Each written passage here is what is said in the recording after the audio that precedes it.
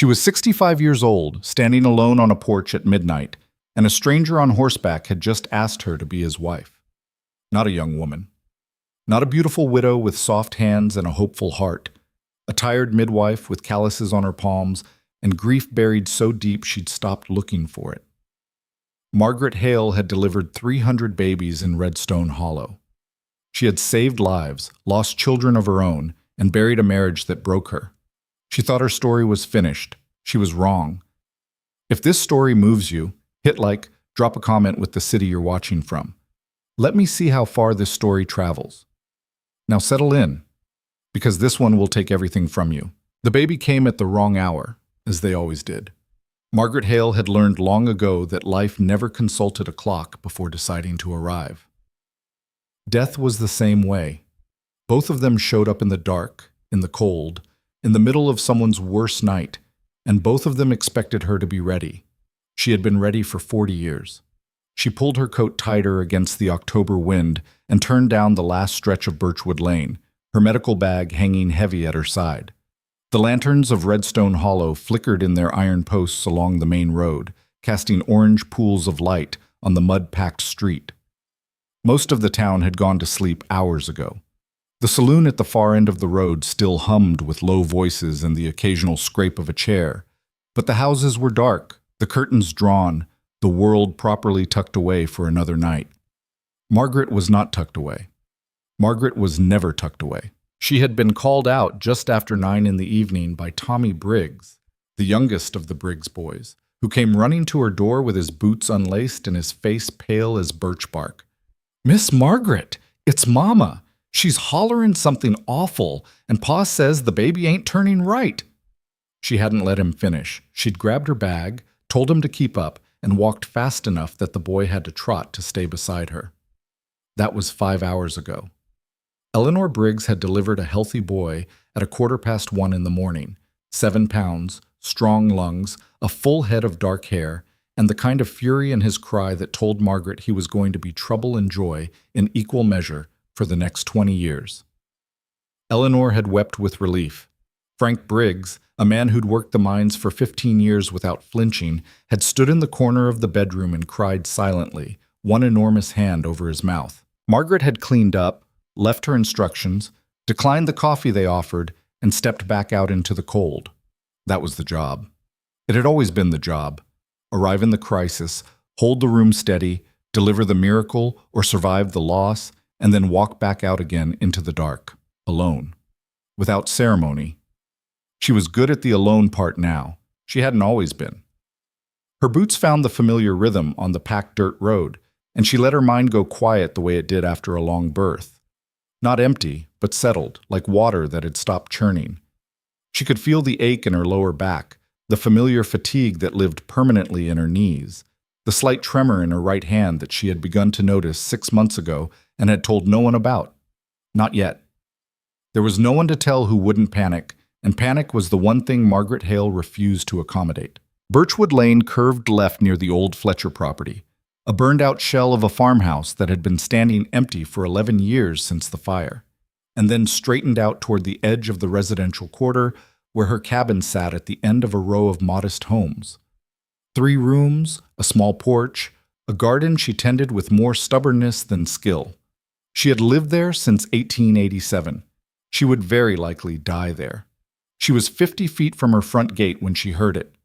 Hooves, not the quick trot of someone in a hurry, not the stumble of a drunk rider coming home from the saloon. These were the slow, deliberate hoofbeats of a large horse being controlled by someone who knew how to control a horse, steady, measured, unhurried, like the horse itself was being careful not to startle anything. Margaret stopped walking. She turned. The rider came out of the darkness at the far end of Birchwood Lane, moving at a walk, a massive silhouette against the sky. The horse was a dark bay. She could see that as he drew into the edge of the lantern light. And the man in the saddle was large in the way that men who spend their lives doing physical labor become large, not bulked up by vanity, but built out by work. The kind of size that sits easy on a man because he's never thought much about it. She knew who it was before he got close enough to see his face. Redstone Hollow was not a big town. There were perhaps 420 souls in the valley and the surrounding ridge, and Margaret knew most of them by name and ailment. She had set bones, lanced infections, talked women through labor, and talked men through grief, and occasionally talked both through things she had no formal training for but handled anyway because someone had to. Lucas Grant lived up on the North Ridge. He had owned his family's land for going on 12 years, ever since his father passed. He ran cattle, a modest herd by most standards, but well kept, the kind of operation that didn't make a man rich but kept him decent. He came to town maybe twice a month for supplies. He paid his debts on time. He spoke to people politely and briefly. He did not attend church socials or town meetings unless there was a practical reason. He was not the kind of man who rode into town at 2 a.m. Margaret did not move from the middle of the road. Lucas Grant brought his horse to a stop about 10 feet from where she stood. The animal blew steam from its nostrils in the cold air, shifting its weight once and then going still. The rider sat easy in the saddle, one hand resting on the pommel, hat pushed back just enough that she could see his face in the lantern light. He was somewhere in his early 40s, a wide jaw, a straight nose that had been broken once and set well, dark eyes that were, she noticed with some irritation, completely calm. Not nervous, not drunk, not agitated, just calm, and looking at her with the particular quality of attention of a man who has been thinking about something for a very long time and has now arrived at the moment he intended to act on it. "Miss Margaret," he said. His voice was low and measured, a voice suited to the outdoors, to long silences, to talking to animals. "Mr. Grant." She kept her own voice steady. "It is 2 o'clock in the morning." "Yes, ma'am, I know." He paused. "I need to speak with you, if you're willing." She looked at him for a long moment, looked at his horse, looked at the empty road behind him. "Is there a medical emergency on your property?" "No." "Is anyone hurt or in danger?" "No, ma'am." She adjusted the bag on her shoulder. "Then whatever it is can wait until a civilized hour." "I've been waiting for 3 years," Lucas Grant said quietly. "I reckon another few hours is fine, but I'd rather not." That stopped her. She stared at him. He stared back. Somewhere down the road, a dog barked twice and went quiet. 3 years, she repeated. "About that." Margaret Hale was not a woman who was easily surprised. She had seen too much, delivered too much joy and absorbed too much sorrow for surprise to come easily anymore. But there was something in the absolute straightforwardness of the man sitting on that horse in the middle of the night that cut right past her defenses before she'd even thought to raise them. "Come to the porch," she said finally. "I'm not standing in the road." She set her medical bag inside the door and came back out with the lantern from the hall table, hanging it on the hook at the corner of the porch roof. Lucas Grant had dismounted and tied his horse loosely to the fence post with the ease of a man who knows his horse won't run. He stood at the base of the porch steps with his hat in his hands, and in the warm circle of lantern light she could see him more clearly now. He was tired. Not the bone-deep exhaustion of a man in crisis, but the slower, duller tiredness of a man who has been carrying something heavy by himself for a very long time. She recognized that kind of tired. She saw it in her own mirror. "Sit down if you like," she said, gesturing to the 2 wooden chairs on the porch. She remained standing. He shook his head slightly. "I'll stand, thank you." He turned his hat once in his hands, then seemed to make a decision and stopped fidgeting. "Miss Margaret, I'm going to say something to you that I expect you'll refuse, and I expect you'll refuse it hard. I'm asking you to let me finish before you do." She folded her arms. "Go ahead." He looked at her directly, not at the porch rail, not at the sky, not at some middle distance, directly at her, with the same calm and slightly unnerving steadiness that had kept her standing in the road for those extra few seconds. "I would like you to consider marrying me," Lucas Grant said. The night went very quiet. Margaret heard the creak of the porch boards under her own shifting weight. She heard the horse exhale softly behind him. She heard distantly the low moan of wind coming down from the ridge. Then she heard herself say, in a voice that was considerably more controlled than she felt, "I beg your pardon." "I know how that sounds," he said. "I know what you're thinking. And you're right. It sounds like a fool thing to say to a woman at 2 in the morning without any warning. But I've been thinking on how to do this properly for a long time, and I've come to believe there isn't a proper way. There's just the honest way. She stared at him. You're serious? Yes, ma'am. Lucas Grant. She said his name the way she said certain diagnoses. Careful, deliberate, making sure she was naming the right thing. I am 65 years old. I know. I was married once. It did not go well. I know some of that too. Her eyes sharpened. What exactly do you know? I know your husband left. I know you raised 2 children on your own after that and lost them both before they reached 10 years old. His voice did not soften into pity when he said it. He said it plainly, the way you state facts that deserve to be stated plainly, rather than whispered around. I know you've spent 40 years being the person this town calls when things go wrong, and I know you go home to an empty house at the end of every one of those nights and do it again the next day. And I know... He paused. The first pause. I know that nobody has ever stopped to ask whether you need something. Margaret's arms, still folded, tightened slightly. She was not going to cry. She did not cry, as a rule, and she was certainly not going to cry on her own porch in front of a man she barely knew who had just ridden down from a mountain in the middle of the night to propose marriage. That was not happening. You don't know me, she said. Not really. No, he agreed. Not yet, but I'd like to. That's what courtship is for, not... She gestured vaguely at the hour, the darkness, the absurdity of the entire situation. Something that might have been a smile moved briefly across his face. I thought about courtship. Bringing flowers to your door on a Sunday, coming by to sit on the porch and talk about the weather. But that felt... He searched for the word. It felt like pretending, like I was trying to sell you something by hiding what it was. You deserve better than that. You deserve to know exactly what you're being offered. And what exactly are you offering? He reached inside his coat. She tensed. He produced a folded piece of paper. It was not a flower. It was not a ring. It was a document, 2 pages she could see, folded in thirds, the edges straight and careful. He held it out to her. She looked at it for a moment before she took it. She unfolded it slowly. The handwriting was plain and functional, the penmanship of a man who'd learned to write from necessity rather than elegance. But it was careful. Every word clearly intended, nothing crossed out or hurried. She leaned toward the lantern to read. It was a written agreement. She read it twice to make sure she understood what she was reading. The document laid out, in clear and specific terms, the conditions of a proposed marriage between Lucas Grant, age 43, and Margaret Hale, age 65. Her medical practice would continue uninterrupted and without interference. Her time was her own. Her decisions regarding her patients were her own. She would have permanent access to a dedicated workspace in the ranch house, a room with good windows and sufficient storage, as well as full access to the ranch's horses and resources for her rounds. In exchange, she would bring her knowledge of medicine and her capacity for organization to the running of the household and property. There was no mention of love. There was no mention of obligation beyond what she chose. There was a line, short, at the end of the second page, that read, I will not ask for more than you are willing to give. This I promise in writing and in word.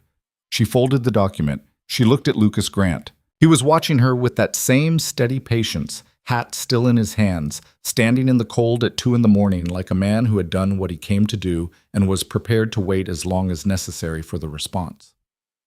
You wrote this yourself, she said. Yes. When? 3 weeks ago. Been carrying it since then, waiting for the right moment. Decided there wasn't going to be a right moment, so I'd best make one. You built shelves, she said slowly, something coming together in her mind. He blinked, the first thing that had gotten past that calm. Ma'am?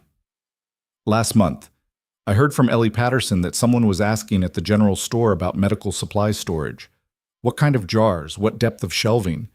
She looked at him steadily. Was that you? A pause. Yes. You've already made space for me. In your house. Before asking me. He met her gaze without flinching. I believed you'd say yes eventually. The sheer, unhurried confidence of that statement should have offended her. And it did. It did, in the particular way that things offend you when they are also true. He hadn't built those shelves as a manipulation. He had built them as an act of faith. There was a difference, and her mind was already working to locate it. Lucas, she said his first name. He noticed. I need you to understand something. All right. I am not a romantic. I am not a woman sitting here hoping someone will come along and rescue her. I don't need rescuing. I don't need a man to make my life meaningful. I have made my life meaningful myself every day for 40 years without any help from any man. Yes, he said. That's exactly why I'm here. She stopped. He didn't look triumphant. He didn't look like a man who'd landed a clever line. He looked like a man who had said a simple and honest thing. I don't need a woman who needs saving, Lucas Grant said quietly. I've watched you, Margaret Hale. I watched you walk into the Connolly house 2 years ago when that fever came through and 4 people in that family were down at once. I watched you sit with the Prentice boy when everyone else had given up on him. I watched you deliver my neighbor's wife's baby in the back of a supply wagon in a thunderstorm. And I watched you walk home afterward like it was nothing, in the rain alone. He paused. That's not nothing. And you deserve to come home to something. The wind came down off the ridge again, colder this time, carrying the smell of pine and snow threat, the particular bite of late October at elevation. Margaret looked at the folded document in her hand. She looked at the man standing at the base of her porch steps. She looked past him at the dark ribbon of road that led up through the foothills and onto the north ridge where his land was, where she had never been, where apparently a room waited with shelves built to the right dimensions for her medical bags and a window positioned for good light. I'm not giving you an answer tonight, she said. I didn't expect one. You'll leave me with this. She held up the document. Yes, ma'am. And you'll say nothing to anyone in town. I haven't said anything to anyone in town. This isn't their business. She nodded slowly. Go home, Mr. Grant. It's cold, and your horse has been standing long enough. He turned to untie the horse, unhurried, and swung up into the saddle with the ease of a man who has done it 10,000 times. He settled his hat back on his head and looked down at her from that height. Good night, Margaret. Good night, she said. She watched him ride back up Birchwood Lane and disappear into the darkness toward the ridge road. She listened to the hoofbeats until she couldn't hear them anymore. Then she went inside and sat down at her kitchen table and unfolded the document again. She read it a third time. Then she put the kettle on because she was not going to sleep, and she might as well be honest with herself about it. She had been married at 22. James Hale had been charming and ambitious, and in the way of charming, ambitious men, had eventually found that the world outside offered things that a wife and a small mountain town could not. He had not left in a dramatic way. There had been no shouting, no slammed doors, no final, terrible scene.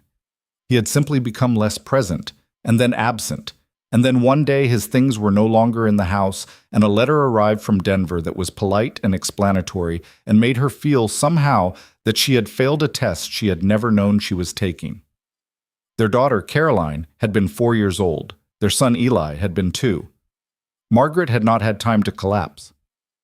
She had a practice to run and children to raise and a town that needed her, and she was Margaret Hale.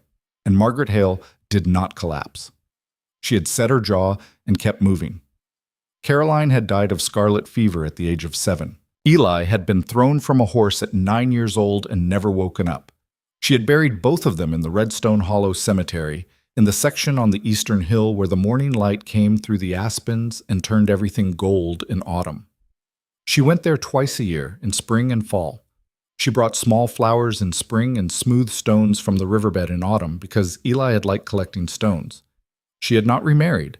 She had not come close to remarrying. She had been asked twice by decent men and had declined both times with a courtesy that left no room for argument. She had her practice. She had her cabin. She had 40 years of knowing exactly who she was and what she was capable of and what she was not. She sat at her kitchen table at 2:30 in the morning and looked at a piece of paper written in plain functional handwriting by a man who had, for apparently 3 years, watched her from a distance with the patience of someone who was waiting for the right moment to do something deliberate. She thought about the shelves.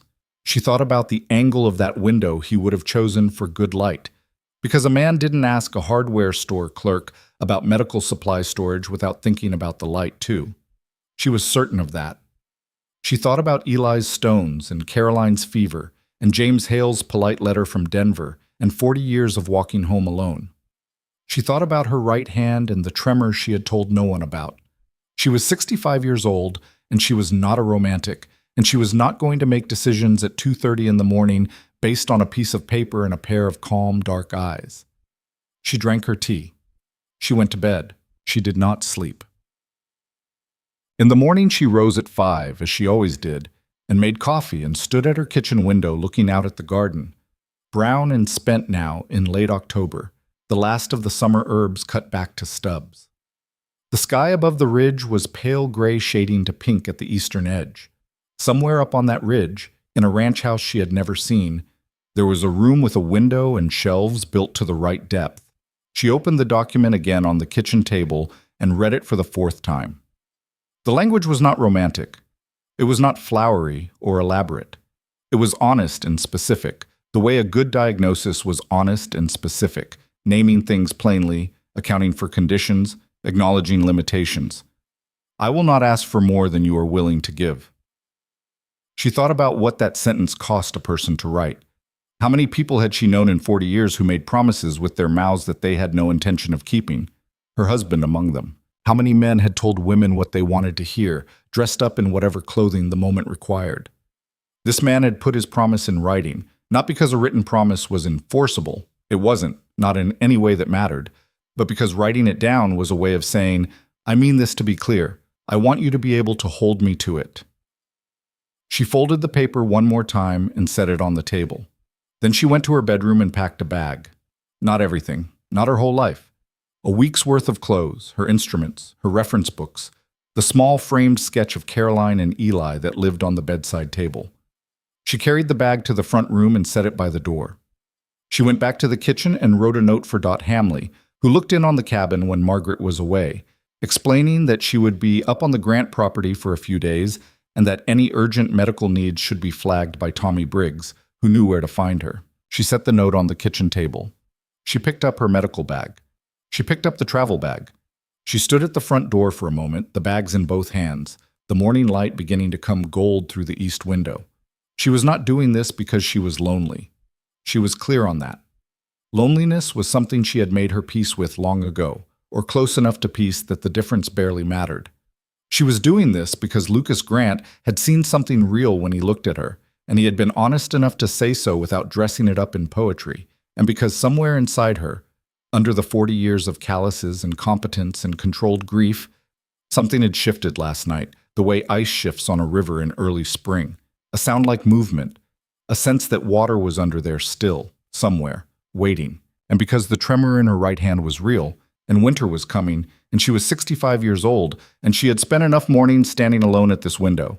She opened the door and walked out into the October morning. The road up to the North Ridge was 3 miles from the edge of town, and she hired old Pete Calloway and his wagon for the trip, offering him a fair wage and no conversation, which Pete, bless him, accepted without question. He dropped her at the gate of the Grant property just after 8 in the morning and tipped his hat and drove away without a word, and she stood at the gate with her 2 bags and looked at the property for the first time. It was not grand. She had not expected grand. The main house was solid and well built, single-story, wide porch wrapping around 2 sides, the kind of house that had been added to sensibly over time rather than built all at once to impress. The barn was in good repair. The pasture fencing was straight and recent. A few cattle moved slowly in the lower meadow, dark shapes in the pale morning grass. The smoke was already coming from the chimney. She opened the gate. She had walked perhaps 20 yards up the path toward the front porch when the door opened and Lucas Grant stepped out onto the porch. He was in his work clothes, holding a coffee cup, and he stopped when he saw her. For a moment, neither of them spoke. She could see something move across his face. Not surprise, not triumph, but something quieter than either of those, something that looked, in the early morning light, like relief. "Breakfast is on the stove," he said. His voice was the same as last night, low and level. "I'll show you the room when you're ready." Margaret Hale walked up the path to the porch, set down her travel bag at the top of the steps, and said, "I'll want to see those shelves first." Lucas Grant held the door open. She walked inside. Trapette. The shelves were exactly the right depth. She did not tell him that, not then, but she stayed. Part 2. Lưu ý. Viết 6.000 đến 6.500 từ liên kết liền mạch với các phần trước trong câu chuyện, phá hối thoại tạo thành một câu chuyện liền mạch khi ghép lại. Mỗi phần liền mạch, the shelves, were built from pine, clean cut, sanded smooth, the edges rounded just enough to keep a person from catching a sleeve on a corner. 3 rows, set at intervals that told her someone had thought carefully about the height of medicine jars versus the height of reference books versus the flat, awkward dimensions of a surgical kit. The window beside them faced northeast, which meant good diffused light in the morning without the direct glare that made close work on a patient difficult. There was a table, solid oak, not fancy but level and wide enough to spread out instruments and still have room to write, positioned to catch that light at the best angle. Margaret stood in the middle of the room for a long moment without speaking. Behind her, Lucas Grant leaned in the doorway with his arms folded and said nothing. He had shown her in, stepped back, and was now exercising the particular patience of a man who understood that some moments needed to breathe. "The second shelf," she said finally. "Ma'am?" "The spacing on the second shelf. It's 3 inches wider than the first." She touched the edge of it. "That's for tincture bottles. Most people set shelves at uniform intervals. A uniform shelf wastes space on tincture bottles because they're taller than most supply jars." She paused. "How did you know that?" A brief silence. "I went to see Doc Farley over in Millhaven," Lucas said. "Asked him what a working medical kit actually needs. He talked for about an hour. I took notes." She turned and looked at him. "You rode to Millhaven," she said. "Yes, ma'am." "That's 40 miles. 42, he said. She turned back to the shelves. She was quiet for long enough that the only sounds in the room were the low crackle of the fire somewhere down the hall, and distantly, one of the cattle calling in the pasture. She was not quiet because she was moved, or rather, she was quiet because she was moved and had no immediate intention of letting him see that, and she needed a moment to build her face back into something composed. "Show me the rest of the house," she said. It was a working house. That was the first thing she understood as he walked her through it. Not a showpiece, not a stage set built to impress, but a place that had been lived in with practicality and a certain uncluttered honesty. The kitchen was large because a working ranch required large meals. The main room had a fireplace and 2 good chairs and a work table covered with ledgers and weather-worn maps of the Ridge property. The bedroom he showed her, hers, it was apparently already decided, was at the eastern end of the house, away from the barn sounds, with a window that looked out over the lower meadow and the valley below. She had not agreed to move in. She had agreed to look. The distinction was becoming less clear. "Breakfast," Lucas said, and that was the end of the tour. He fed her eggs and salt pork and coffee that was strong enough to strip paint, which she drank without complaint because she had been drinking strong coffee since before he was born and had no intention of developing preferences now. They sat at the kitchen table across from each other, which was somewhat strange, and ate, which was somewhat normal, and after a while the strangeness of sitting across from a near stranger at 7:40 in the morning on a Tuesday began to feel less strange and more simply true. "I haven't said yes," she told him over the coffee. "No, ma'am." "I said I would look. I've looked." "Yes, ma'am." She set down her cup. "You're not going to argue?" "No." "Most men would argue." "Most men," Lucas said carefully, "want to win. I'd rather you choose." He met her eyes across the table. "There's a difference." She looked at him for a long moment. He looked back. 40 years of reading people, reading their pain levels and their fear levels and their capacity for honesty, had taught her things that no formal training ever could, and what she read in Lucas Grant's face was a quality she had come to value above almost everything else in a human being. He meant what he said. Not perfectly, not without his own complicated motivations and wants and needs. He was a man, not a diagram, but he meant it as truly as a person can mean something. She was as sure of that as she was sure of anything she had learned from 40 years of watching people in the worst moments of their lives. She picked up her coffee cup. I'll stay the week, she said. We'll see. Lucas Grant nodded once, as if this were a perfectly reasonable and expected response, and went back to his breakfast. She stayed the week. Then another. Then November arrived, and the first real snow came down off the peaks and laid itself across the ridge in thick, serious amounts that made the road to town a genuine undertaking, and Margaret Hale was still in the northeast bedroom of the Grant Ranch house. And at some point during the second week, without any formal announcement on either side, she had simply begun to stay. She kept her rounds. Lucas provided the horse, a steady gray mare named Clover who had the broad, unflappable temperament of an animal that had been driven through bad weather often enough to stop caring about it. 3 mornings a week, sometimes 4, Margaret rode down the ridge road into Redstone Hollow to see patients, deliver supplies, check on her regulars, the elderly, the newly delivered, the chronically sick. She kept her cabin, too, maintaining the fiction for Dot Hamley and the rest of the town's considerable gossip infrastructure that she was simply spending time on the Grant property in some vague, unremarkable capacity. It was not, she knew, a fiction that would survive the winter. The agreement had been signed. She had signed it at the kitchen table on the 4th morning, with Lucas sitting across from her drinking his terrible coffee, watching her with that same careful patience while she read the document once more, made one amendment in her own handwriting in the margin, including the right to terminate this arrangement with 30 days' notice and no obligation of explanation, and then signed below his signature. He read her amendment. He nodded once. He signed beside it. That was the ceremony, such as it was. She had not told anyone, not Dot Hamley, not Eleanor Briggs, not the women who were her closest approximation to friends in Redstone Hollow. She was not ready for what their faces would do, and she was not sure she trusted herself to handle that yet without letting something break open that she was not prepared to deal with. Lucas did not push her to announce it. He did not, in fact, push her on any of the several things she had not yet offered him.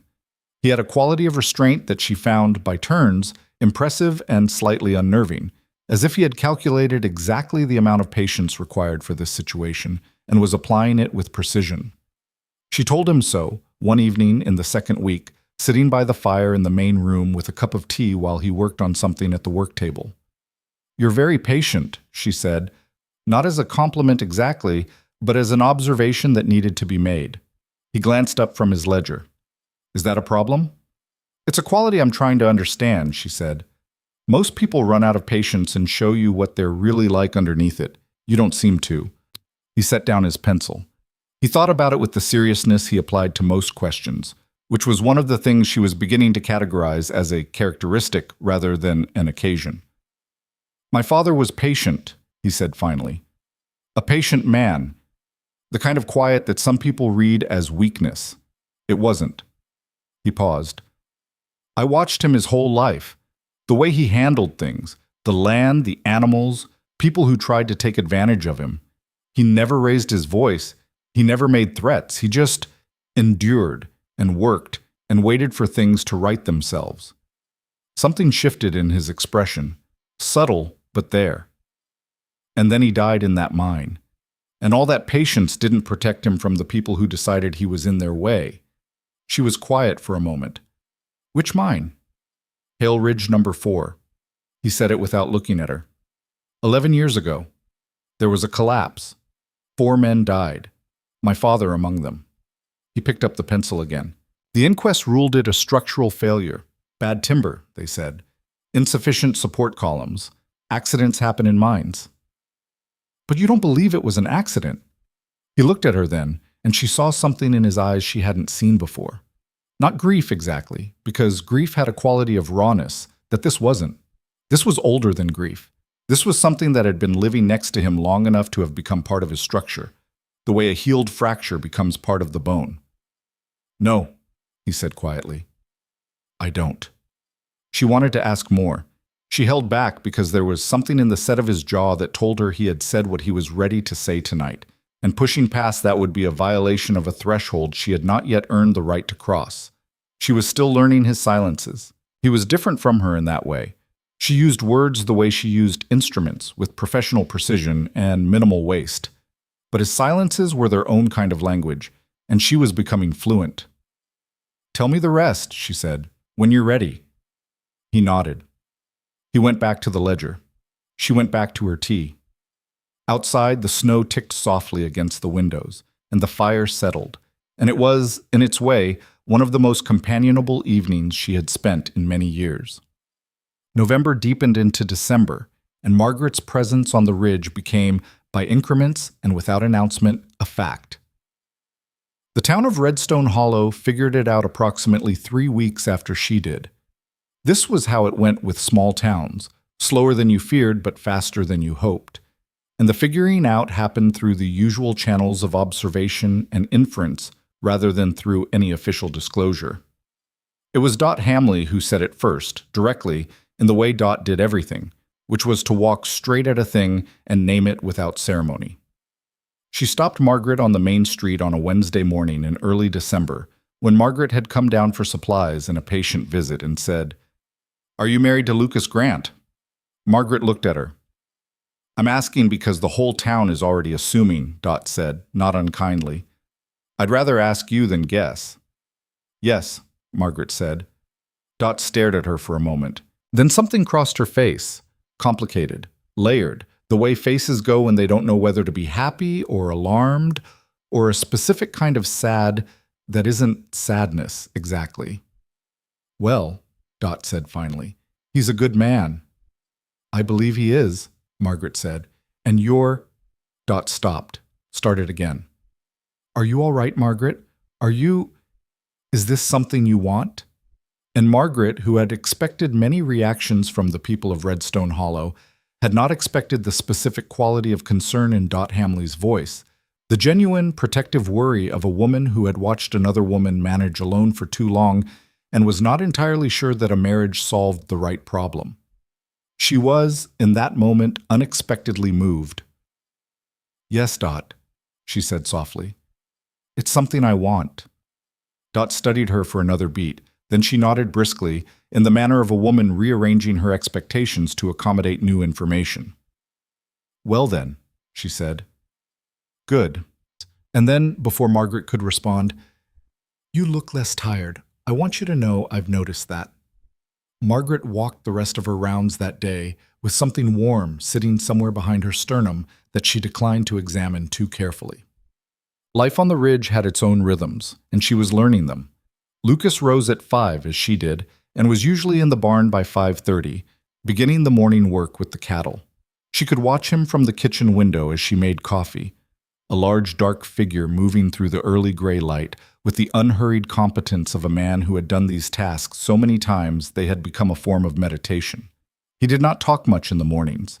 She did not talk much in the mornings. This was, she found, one of the more significant compatibilities. He came in for breakfast at 7, took off his work coat on the porch, washed his hands at the kitchen sink, and sat down. He ate what she cooked without comment or complaint. She was a practical cook, not an inspired one, and her meals had the same functional directness as her medical work. And he cleared his own plate and sometimes cleared hers without being asked. In the evenings, he worked on the ledgers or repaired equipment at the work table, and she read or mixed compounds or wrote up her patient notes. And they talked sometimes and were quiet other times, and the quiet was increasingly of the variety that did not require filling. She had not shared his bedroom, the agreement had not specified it, and he had not brought it up, and she had not brought it up. And some nights she lay in the northeast bedroom looking at the ceiling and thought that the arrangement was either very modern and sensible or very strange, and she had not yet determined which. She suspected it was both. What she had not anticipated was how much she would come to rely on the simple fact of another person in the house. Not for anything specific, not for help, not for conversation, not for any of the concrete things she could name, just the fact. The warmth from the other end of the house, the sound of boots on the porch, the evidence, in the form of another coffee cup on the drainboard each morning, that she was not the only living thing inside these walls. She had not known how much she had missed that. She had trained herself not to know. Victor Hale came to the ranch on a Thursday afternoon in the second week of December, and Margaret was in the medical room when she heard the horses outside. 2 of them, not one. And something in the sound of them told her before she reached the window that this was not a neighbor or a ranch hand. She looked out. 2 riders, both on good horses, the kind that cost money. The first was a man in his mid-50s, barrel-chested, wearing a heavy coat with a fur collar that was a size too large for anyone except a man who wore large things specifically to take up space. His hat was dark, flat-brimmed, pushed back on his head with the ease of a man accustomed to being seen. His face was red-complexioned and wide, with a jaw that looked like it had been formed with the specific purpose of appearing immovable. The second was younger, late 20s, perhaps 30, with a hired look about him, the particular blankness of a man who had made himself into a tool and was now content to be used as one. Lucas came out of the barn, wiping his hands on a cloth, and met them in the yard. Margaret stayed at the window. She was, she told herself, simply observing. Not eavesdropping. Observing was a professional skill. She could not hear what was said at first. She watched the posture of the conversation instead. The way Victor Hale sat his horse without dismounting, which was a particular kind of statement about relative standing. The way Lucas stood on the ground without moving back, which was a different kind of statement. The hired man stayed a half length behind and to the right of Hale, saying nothing, watching the yard. After a minute, she pushed open the window. The cold air came in sharp and clean. "Appreciate the visit," Lucas was saying in a voice that was polite and about as warm as the December air. "But I've told you before, Mr. Hale, the land isn't for sale." Victor Hale made a sound that was not quite a laugh. "Grant, I've been in this valley for 23 years. I've seen men hold on to land they couldn't afford to keep until they couldn't hold it anymore." He let that settle. "I'm offering you a fair price. More than fair given the season." "I appreciate that," Lucas said. "The answer is still no." Hale shifted in his saddle, looking around the property with the slow, assessing look of a man calculating what something would be worth to him once it was his. His gaze moved across the yard, past the barn, past the pasture fence, and eventually found its way to the main house, and to the window where Margaret stood. He looked at her for a moment. Something happened in his expression that she could not quite name. It was not recognition exactly, because they had never met. It was something more like recalibration, the way a person adjusts an estimate when new information arrives. He looked back at Lucas. "I heard you got married," he said. "You heard right. She's a midwife." "She's a physician," Lucas said, the correction flat and immediate. "Among other things." Hale smiled. It was not a pleasant smile. "Yes," he said. "I'm sure she is." He gathered his reins. "Think about what I said, Grant. These mountains get long in winter." His eyes went back to the window briefly. "Be a shame if someone had trouble getting into town." He turned his horse and rode out with the hired man beside him, through the gate and back down the ridge road without hurrying, in the manner of a man who has done what he came to do and is satisfied with the result. Lucas stood in the yard until they were gone. Then he turned and looked up at the window where Margaret stood. She held his gaze for a moment. Then she closed the window and went back to her work. She knew men like Victor Hale. She had spent 40 years in a mountain town, and mountain towns had always had men like Victor Hale, men to whom power was the only real language, who owned too much and wanted more, and who understood, with a precision born of practice, exactly how to make a threat sound like a concern. She was not afraid of him. She was, however, paying attention. That evening she asked Lucas to tell her about the mine. They were at the kitchen table, the dinner things cleared, the lamp turned up for the long winter dark. He sat with his hands around a coffee cup, and she sat across from him with her tea, and she said, "Tell me about the Hale Ridge No. 4 collapse. Tell me everything." He looked at her for a moment. "Why?" "Because Victor Hale just told you to think about selling your land, and the way he said it was not the way a man talks about a business transaction." She paused. "And because you told me you don't believe your father's death was an accident. And those two things are related, Lucas. I want to understand how." He was quiet for a moment, looking at the lamp flame. Then he set down his cup and began to talk. "It had been 11 years ago," he said. "November, the same as now. His father, Thomas Grant, a man of 51, a man who had worked hard land all his life with dignity and patience, and had died the same way he lived, quietly, without drama, had been hired on by the Hale Mining Company as a day laborer at the No. 4 shaft, taking the work because the winter had been thin and the cattle operation needed the income to carry through to spring. He was not a miner by trade. He was a rancher, but he was strong and reliable, and the foreman had wanted him. There had been warnings.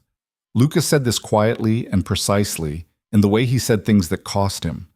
There had been reports from 2 other workers that the support columns in the eastern tunnel were showing stress fractures, green timber that should never have been used, set in too quickly to expand and crack under the mountain's pressure. One of the workers had brought it to the foreman. The foreman had brought it to the company. There was a letter, Lucas believed, from the company's own engineer, recommending the eastern tunnel be shut down until the supports were replaced. The tunnel was not shut down. On a Wednesday morning in November 11 years ago, 300 feet of mountain came down on 4 men, including Thomas Grant, and by the time anyone got them out, there was nothing left to save. The inquest had taken 3 days. The verdict: accidental structural failure due to inadequate timbers, a judgment that placed the blame on a general supply chain problem and neatly avoided placing it on any specific decision by any specific person, had been returned by a panel that included 2 men with direct financial ties to the Hale Mining Company. Lucas had known all of this by the time he was old enough to understand it. He had grown up with it. He had spent 11 years accumulating the pieces of the picture: the witnesses who had since moved away, the foreman who had died of drink 2 years after the collapse, the engineer whose report had apparently never made it into the official inquest record. He had a box under the bed in his room with everything he had found. Letters, names, dates, not enough, not quite enough, not yet. Margaret listened to all of it without interrupting. When he was done, she sat for a long moment with both hands around her tea, looking at the table. Then she said, "The engineer's report, the one that didn't make it into the inquest record. You believe it exists?" "I believe it exists," he said. "Where?" "Hale's office, in town. He keeps his records there, his operational records, his contracts. He's careful about paper, he keeps everything." A pause. "Which means he kept that." "Because destroying it would have created a risk," she said, thinking it through. "If someone else had a copy, he'd have no way to explain the absence. Better to keep it and control it." Lucas looked at her with an expression she was beginning to recognize. The particular look of a person who has held something alone for so long that having someone else understand it fully and quickly is its own kind of relief. "Yes," he said. "Exactly that." She was quiet for another moment. The fire settled. The wind pushed at the walls of the house with the low, serious sound of mountain winter. "He came here today to buy your land," she said, "but that wasn't the only reason." "No, he came to see whether the situation had changed. Whether you had something to lose now." She met his eyes. "Whether you had someone." A pause. "Yes," Lucas said quietly. Margaret thought about the way Victor Hale's eyes had found her window, the recalibration she had seen on his face. She thought about what it meant to a man like that, a man who ran the world through leverage, to see that the person standing in his way had, since the last time he checked, acquired something he cared about. She thought about her patients in Redstone Hollow, Eleanor Briggs, who had just delivered a boy, old Pete Calloway, who had a chest infection she was monitoring, the Prentice family, the Connolly family, the dozen others who depended on her rounds and would have nowhere to turn if those rounds were disrupted. She thought about Thomas Grant, a quiet man who had worked hard all his life and died because someone decided his life was less important than a mining schedule. "Lucas," she said. "Yeah." "How long have you been waiting to expose him?" He looked at the lamp again. 11 years? She nodded slowly. "Then we'd better do it right." He looked at her. Something moved in his face. Not surprise exactly, but something close to it. The slight adjustment of a man who had been braced for a different response. "We," he said. "Yes," Margaret said. "We." She picked up her tea. He picked up his coffee. Outside, the December wind pushed down from the peaks, and the fire burned steady and low, and for a long time neither of them said anything more, because sometimes understanding between 2 people achieves a kind of completeness that words would only diminish. The weeks that followed brought a new rhythm to the ranch, or rather, layered something new over the existing one, the way snow layers over land without erasing what's underneath. On the surface, things looked the same. Margaret rode down to town 3 mornings a week. Lucas managed the cattle and the property. They ate at the kitchen table and sat in the main room in the evenings and talked, or didn't. But underneath it, something was being built. Margaret began quietly asking questions on her rounds that had nothing to do with medicine. She was good at this.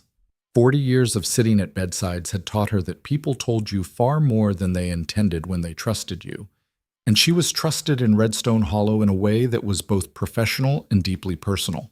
She asked about the mine, about who had worked there, about what people remembered from 11 years ago. She asked carefully, sideways, the way she diagnosed things she suspected, not naming the thing directly, circling it, letting information come to her rather than reaching for it.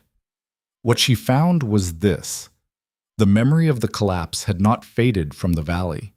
It lived in the older residents like scar tissue lives in a healed wound, invisible on the surface, palpable if you pressed on it.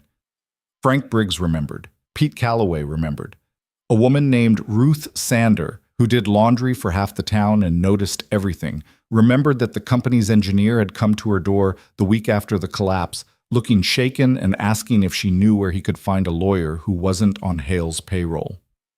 "I told him there wasn't one," Ruth said. "He left town by the end of that week, never came back." Margaret asked Ruth his name. "Corbett," Ruth said. "Edward Corbett. From Denver originally, I think."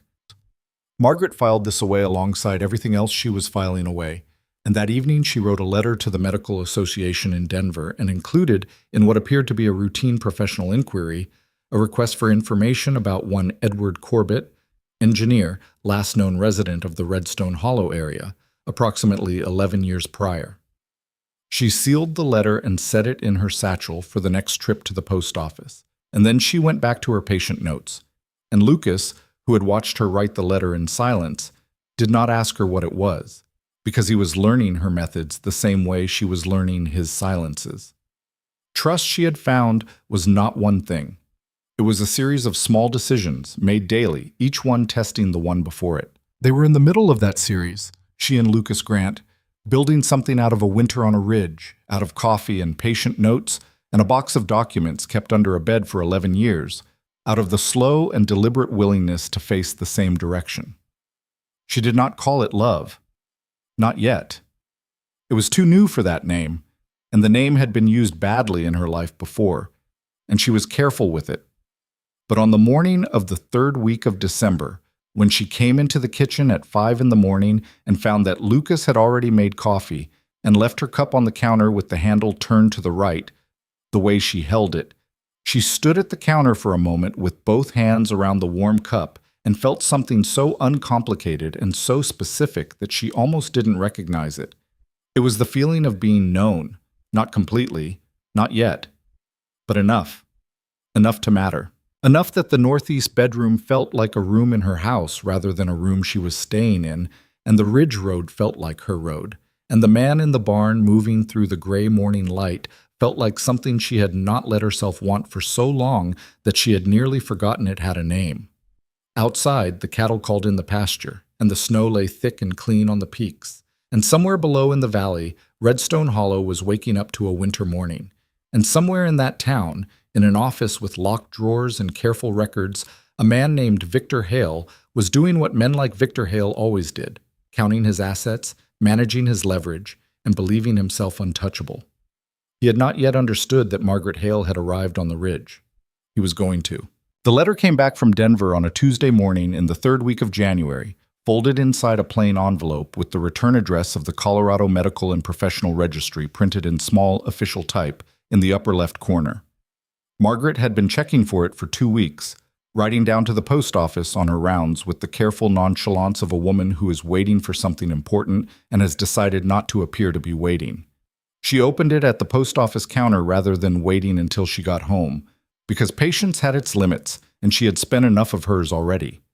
The registry confirmed that one Edward James Corbett, licensed civil and structural engineer, had been registered with the state of Colorado from 1881 through 1895. His last known professional address had been Redstone Hollow, Garfield County. His license had lapsed without renewal in 1896. There was a forwarding address on file, not Denver, as Ruth Sander had thought, but a town called Sable Creek, 40 miles north of Denver, where Corbett had apparently settled after leaving the valley. Margaret read the address twice, committed it to memory, folded the letter back into the envelope, and put it in her coat pocket. She finished her rounds that day with the same methodical attention she gave every patient, every visit, every prescription and instruction and follow-up note. She checked on Frank Briggs's boy, who had developed an ear infection and needed the medication adjusted. She sat for 20 minutes with old Mrs. Prentice, who was declining slowly and knew it, and wanted, more than anything else, someone to sit quietly with her and not pretend. She stopped at the general store for the supplies Lucas had asked for and added 2 items of her own that she did not put on the shared account. She rode back up the ridge in the late afternoon, the sky going pink and violet over the western peaks, Clover's breath making white clouds in the cold air. Lucas was at the barn when she came in. He came out to take the horse, and she handed him the reins and said, without preamble, "I found the engineer." He went still. "Corbett. He's in Sable Creek. He's been there for 11 years. She watched his face process this, the careful inward processing of a man who had been carrying something for a very long time and was now being told that one of its pieces had just moved within reach. His license lapsed in '96. I don't know why. I don't know his circumstances, but he's there. Lucas said nothing for a moment. He stroked Clover's nose with one hand, the animal pushing gently against his palm, and he looked at the distance with the expression she had come to understand as his thinking face, not blank, but turned inward, working through variables with the same patience he applied to everything. If he left town a week after the collapse, Lucas said slowly, and never came back, and let his license lapse. He's either terrified, Margaret said, or he's been paid to stay quiet, or both. Or he has a conscience that's been eating him for 11 years. That's possible too, she said. That's actually what I'm counting on. He looked at her then. I need to write to him, Margaret said. Not as your wife. Not in connection with the ranch or the land dispute. I need to write to him as a physician, a professional colleague in a related field. I need to give him a reason to write back that doesn't frighten him. She paused. And I need to do it carefully because if Hale has any kind of connection in Sable Creek, a letter from Redstone Hollow asking about the number 4 collapse will get back to him before Corbett ever reads it. Lucas was quiet. What do you need from me? I need to know everything you have in that box under the bed, she said. Everything. Every name, every date, every piece of paper you've collected in 11 years. I need to understand the whole shape of it before I can know what's missing. He looked at her for a long moment. Then he nodded, once, and led Clover into the barn. That night he put the box on the kitchen table. It was a wooden crate, actually, the kind that had once held whiskey bottles, repurposed with the practical economy of a man who wasted nothing. It was full. Margaret had expected it to be thorough. She had not expected it to be this thorough. There were witness statements, handwritten on loose pages, that Lucas had collected over the years from men who had worked at the number 4 and were willing to talk privately but not officially. There were newspaper clippings from the Redstone Hollow Courier covering the collapse and the inquest, marked in pencil with careful annotations. There were copies of public land records showing the transfer of mineral rights on 3 adjacent claims, including parcels originally held by the families of 2 of the 4 men who died, to the Hale Mining Company within 6 months of the collapse. There was a letter, written in the cramped script of a man under pressure, from the number 4 foreman to Victor Hale, dated 3 weeks before the collapse, which Lucas had found folded inside his father's work coat the winter after the accident, which his father had apparently kept, and which had, by some grace, survived. The foreman's letter was not an accusation. It was not heroic. It was the letter of a frightened man trying to cover himself while keeping his job, and it said, in language so careful it was almost a code, that the eastern tunnel had been flagged by the site engineer as unsafe for further use until the support columns were replaced, and that the engineer had been told by company management to submit a revised assessment indicating that the tunnel was within acceptable operating parameters. Margaret read the letter twice. She read it the way she read a complicated diagnosis, looking for what it said and what it couldn't bring itself to say, and what sat in the space between. The engineer refused, she said. or he submitted the revised assessment under duress and has spent 11 years living with it. I think he refused, Lucas said, and they paid him to leave, or threatened him, or both. Either way, Margaret said, he knows what his original report said. He knows what they asked him to change it to, and he's been carrying that for 11 years in Sable Creek. She set down the foreman's letter carefully. That's a long time to carry something like that. Long enough that it might be ready to come out, Lucas said. She looked across the table at him. In the lamplight, she could see the lines of his face with unusual clarity. The years of outdoor work, the particular gravity of a man who has organized his whole adult life around a wound he could not close. He had been 22 years old when his father died. He had spent more of his life carrying this than not carrying it. She thought about Thomas Grant, patient and quiet, working hard land all his life. She thought about 300 feet of mountain coming down on 4 men because a company decided a support column repair was an inconvenient expense. Lucas, she said, yeah, when we do this, and we are going to do this, it has to be done right, not just for the legal case, for the record. She chose her words carefully. Your father deserves to have the truth said out loud in a place where it stays said, not just a private satisfaction, a public record. Do you understand the difference? He looked at her steadily. Yes. Then we need Corbett's testimony, on paper, signed, witnessed. And we need those original documents from Hale's office, the engineer's original report, and any correspondence about the order to change it, because without the primary source material, it's a witness's word against a powerful man's lawyers, and that is a fight we will lose. The weight of the last sentence sat between them. His office, Lucas said quietly. Yes. A pause. That's locked. That's his private property. Anything we take from it. I know what it is, Margaret said. She did not flinch from his eyes. I know exactly what it is. And I know that the men who ran that inquest were paid for by his money, and the verdict was written before the hearings began, and your father's name was ruled an accident, and 3 other families buried their men, and nobody has ever been held to account for 1 day of it. She paused. I know what it is. I'm asking you whether you're willing. He held her gaze for a long, still moment. Yes, he said. I'm willing. She nodded. She pulled the foreman's letter toward her and began to read it a 3rd time, making a small pencil note in the margin that he could not read from across the table. Then we plan it properly, she said, and we wait for the right conditions. The right conditions came in the first week of February, and they came in the form of a storm. Margaret had been watching the weather the way she watched symptoms, tracking the patterns, reading the signs, waiting for the particular combination of factors that indicated a threshold had been crossed. The winter storms that came off the Rockies in February were not gentle things. They arrived with serious intent, shutting down the ridge road for days at a time, reducing visibility to near zero, making the movement of men and horses through the valley a difficult and notable undertaking. A man could not be in 2 places during a February storm. Victor Hale could not be watching his office and watching the ridge and watching the road all at once. His hired man could not either. 2 weeks before the storm that Margaret had identified as their window, she had ridden into Sable Creek. She had told Lucas she was going to consult with a colleague about a difficult obstetric case.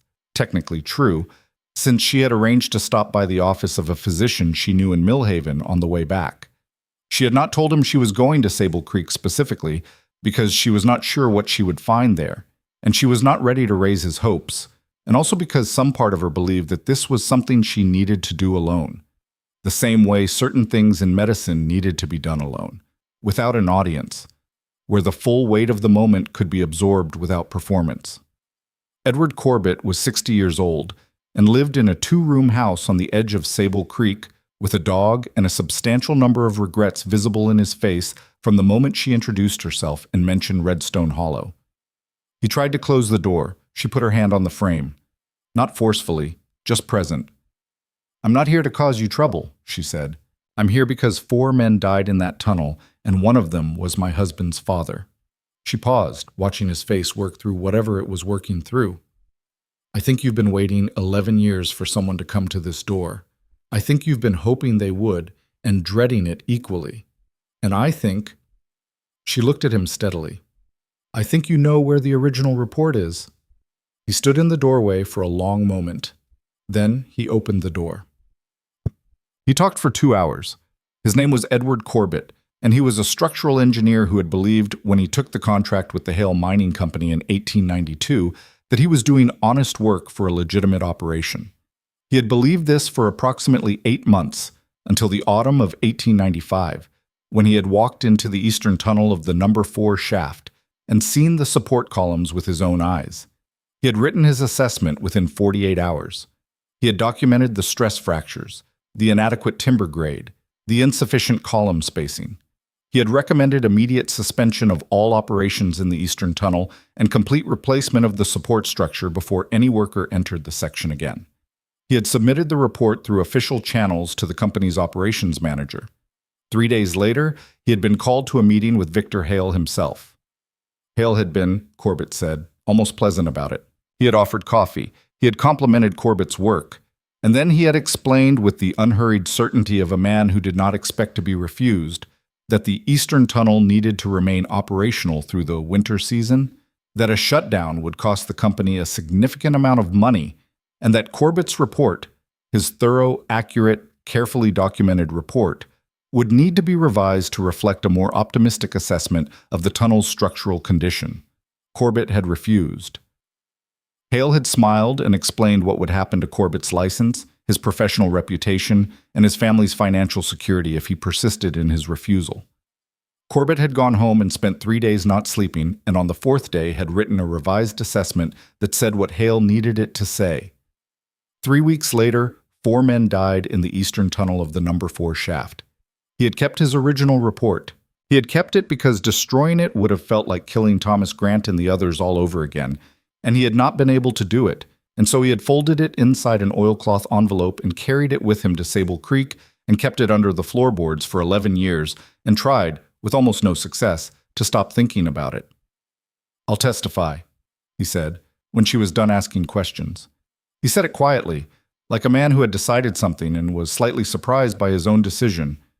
"If there's a proceeding, if there's someone who can make it count, I'll testify." "There will be," Margaret said. "I promise you that." She rode back to Redstone Hollow with the oilcloth envelope in her medical bag, between a bottle of castor oil and a bundle of clean bandages, which was either an excellent hiding place or a deeply undignified one for a document that had cost 4 men their lives. She chose to think of it as practical. Okay, she told Lucas that night. She sat across from him at the kitchen table and laid it out. Corbett's account, his willingness to testify, the existence of the original report currently in her medical bag. She watched his face while she talked. He was still in the particular way he became still when something mattered very much.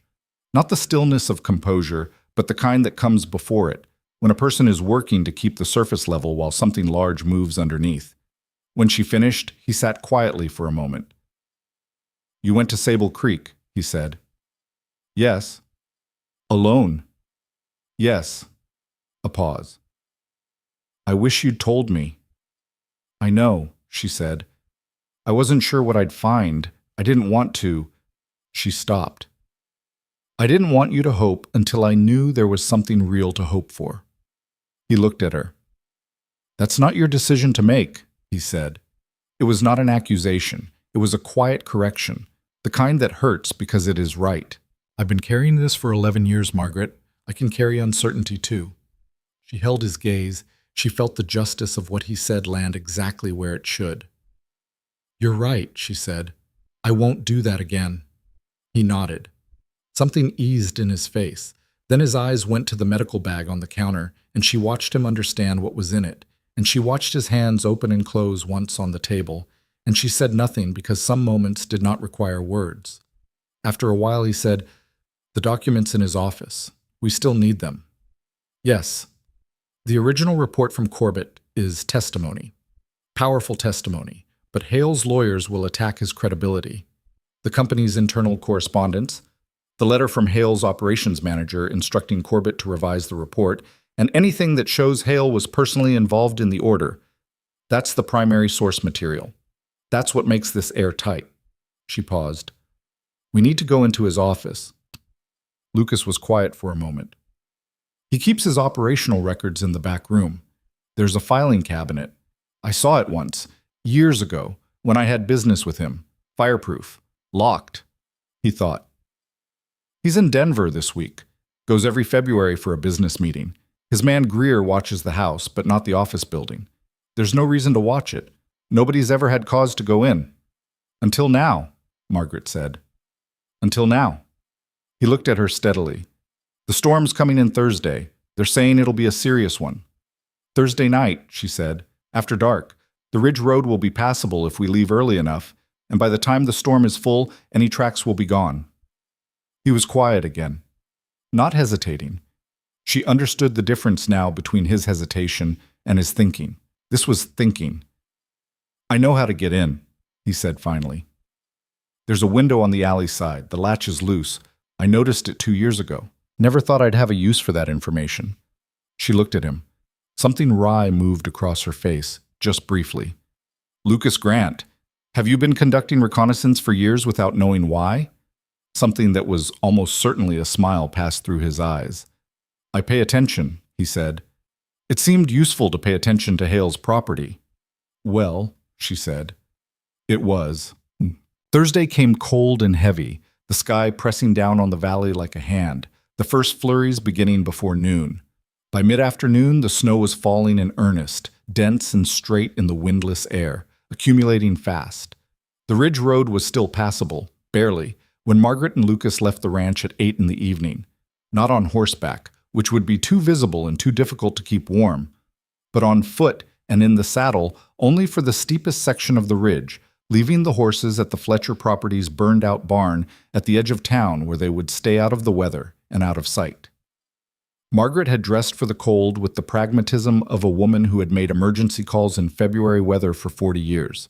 Heavy wool, layered, good boots, gloves with enough dexterity to work a lock.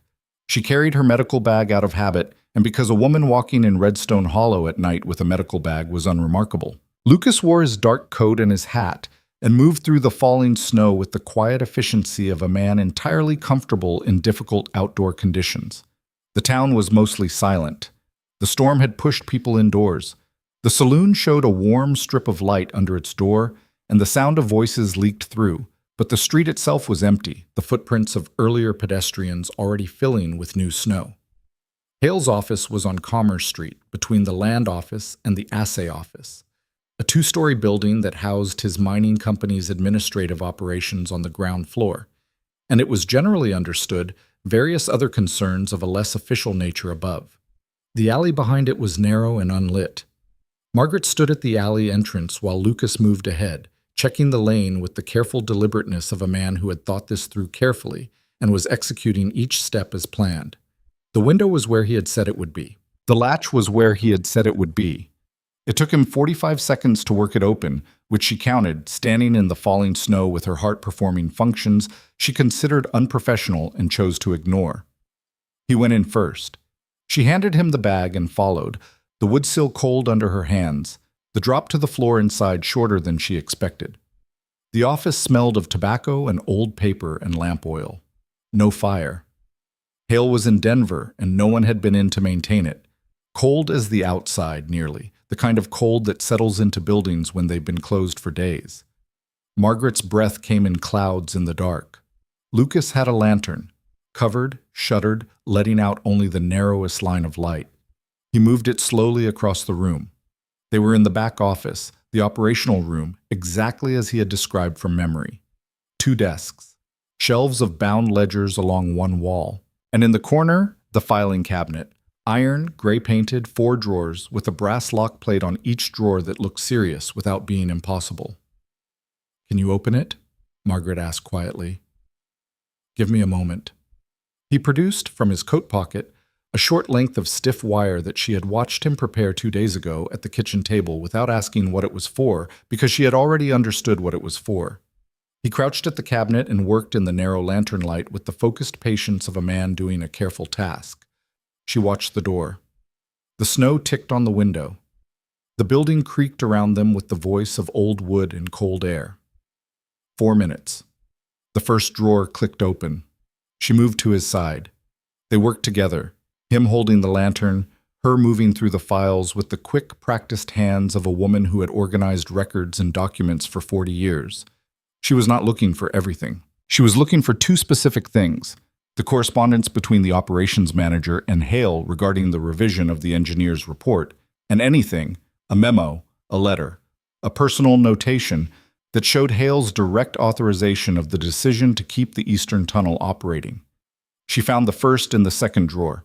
It was filed under a tab labeled Hale Ridge No. 4, Operations, 1895, and it was a letter from the operations manager, a man named Gerald Hurst, to Victor Hale, dated October 14th, 1895, 4 weeks before the collapse, summarizing the engineer's assessment, noting the recommendation to close the Eastern Tunnel, and explicitly asking for guidance on how to proceed. Across the bottom of the letter, in heavy dark ink that had been pressed hard onto the page with the confidence of a man who did not expect to be wrong about anything, was a handwritten response in Hale's own handwriting: keep it running, adjust the report, do not let Corbett delay the season. Margaret held the paper up to the lantern light and read it once. Then she read it again. 4 words had killed 4 men. Keep it running, adjust. She folded the letter with hands that were, she was somewhat surprised to discover, completely steady. She kept looking. In the third drawer, behind a divider labeled Land Acquisitions, she found what Lucas had already suspected was there: the mineral rights transfer documents for the claims belonging to the families of 2 of the deceased, both signed within 60 days of the collapse, both at prices that were either a calculated insult or a measure of what the families, in their grief and their dependence, had been willing to accept. Lucas, looking over her shoulder, made a sound that she felt rather than heard, barely audible, barely more than an intake of breath, but carrying in it something that encompassed 11 years of a specific and contained grief. She put her hand on his arm, briefly. Then she kept working. They were in the office for 22 minutes in total. She took what was essential: the Hurst-Hale correspondence, the land transfer documents, 2 additional memos that named Hale specifically in the decision chain, and a ledger page that showed a payment to Edward Corbett dated November 1895, the week he left town, which she understood immediately for what it was. She photographed nothing. There was nothing to photograph with, but she had a memory trained by 40 years of retaining patient information, and she read each document twice before folding it with the others into the oilcloth envelope she had brought inside her coat. When they climbed back out the window and Lucas latched it closed behind them, leaving it as they found it, the loose latch indistinguishable from its prior state, the snow was coming down in thick curtains that had already covered the alley floor 6 inches deep. Their footprints from entering were gone. Within minutes, their departing ones would be too. They walked back through the white silence of the storm without speaking. Past the Fletcher property where the horses waited in the old barn, stamping softly in the dark. Up the ridge road, the snow heavy and serious now, the kind of storm that would be the topic of conversation in Redstone Hollow for the next week. The lantern was out. They moved by feel and by Lucas's knowledge of the road, which was so thorough it was essentially bone deep, a knowledge absorbed over decades of riding and walking the same ground. They reached the ranch house just past midnight. Margaret set the oilcloth envelope on the kitchen table and took off her coat and her gloves, and made coffee with hands that were stiff from the cold but doing what she asked of them, and the tremor in her right hand, still there, always there, her private companion, was steady enough tonight that she noticed it only once. Lucas came in behind her, shook the snow from his coat, and stood at the table looking at the envelope. "It's enough," she said. She did not turn around. She was watching the coffee. "What's in that envelope, combined with Corbett's testimony, is enough." He was quiet.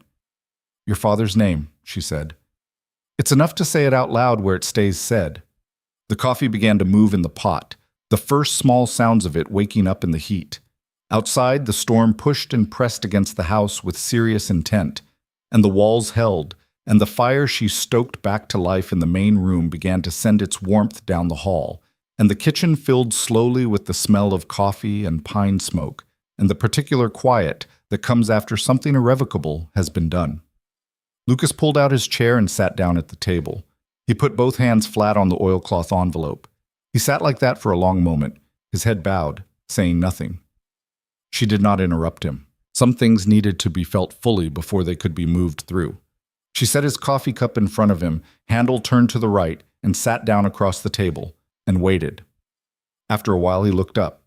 His face was for once not composed, not the patient-controlled steadiness she had come to know as his natural weather. It was open in a way she had not seen it before. Not broken, not undone, but open. The way a long closed window is open when someone finally gets it unstuck and the air comes through. "Thank you," he said. "Don't thank me yet," she said. "We still have to survive what comes next." He looked at her. "What comes next?" She wrapped both hands around her coffee cup.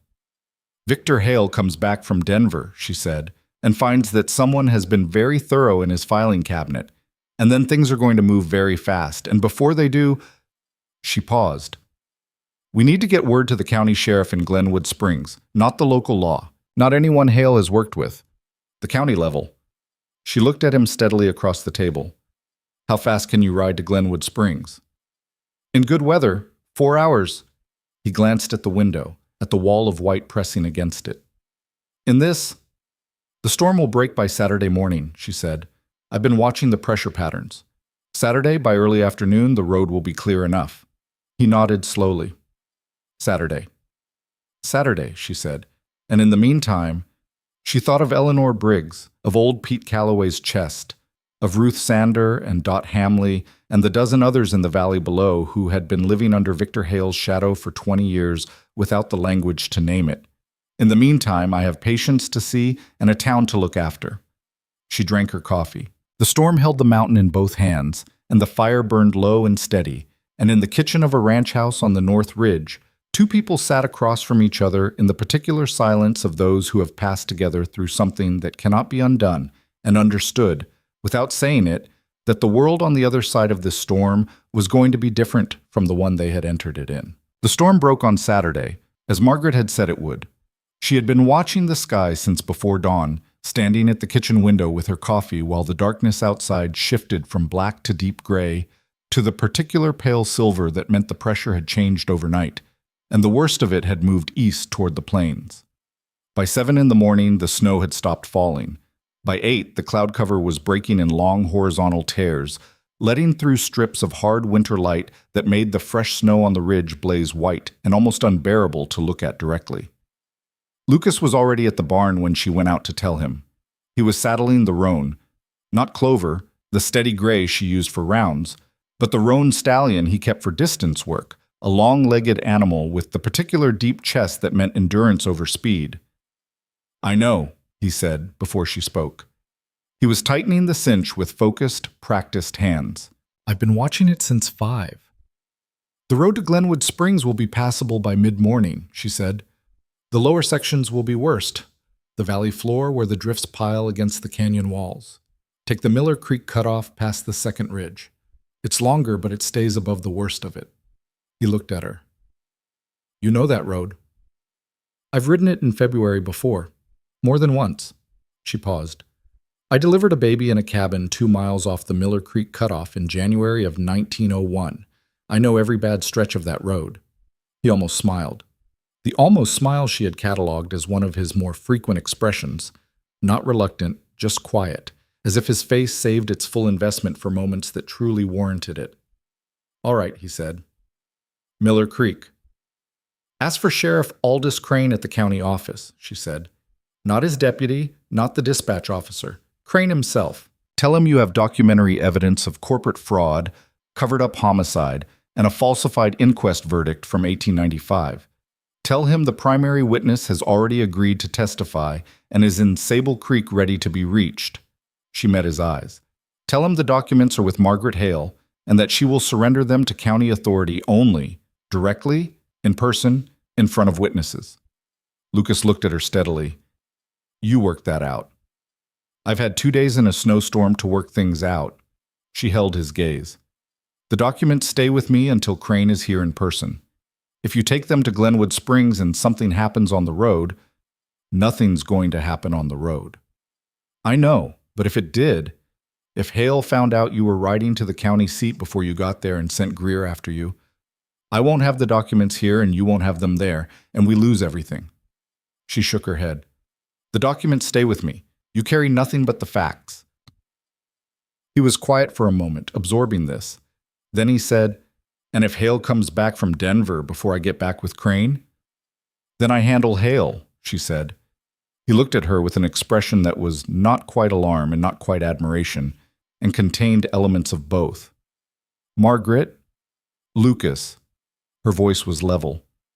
"I have been handling difficult men in this valley for 40 years. I have the documents, I have the evidence, and I have 40 years of moral standing in this community that Victor Hale cannot buy or threaten away."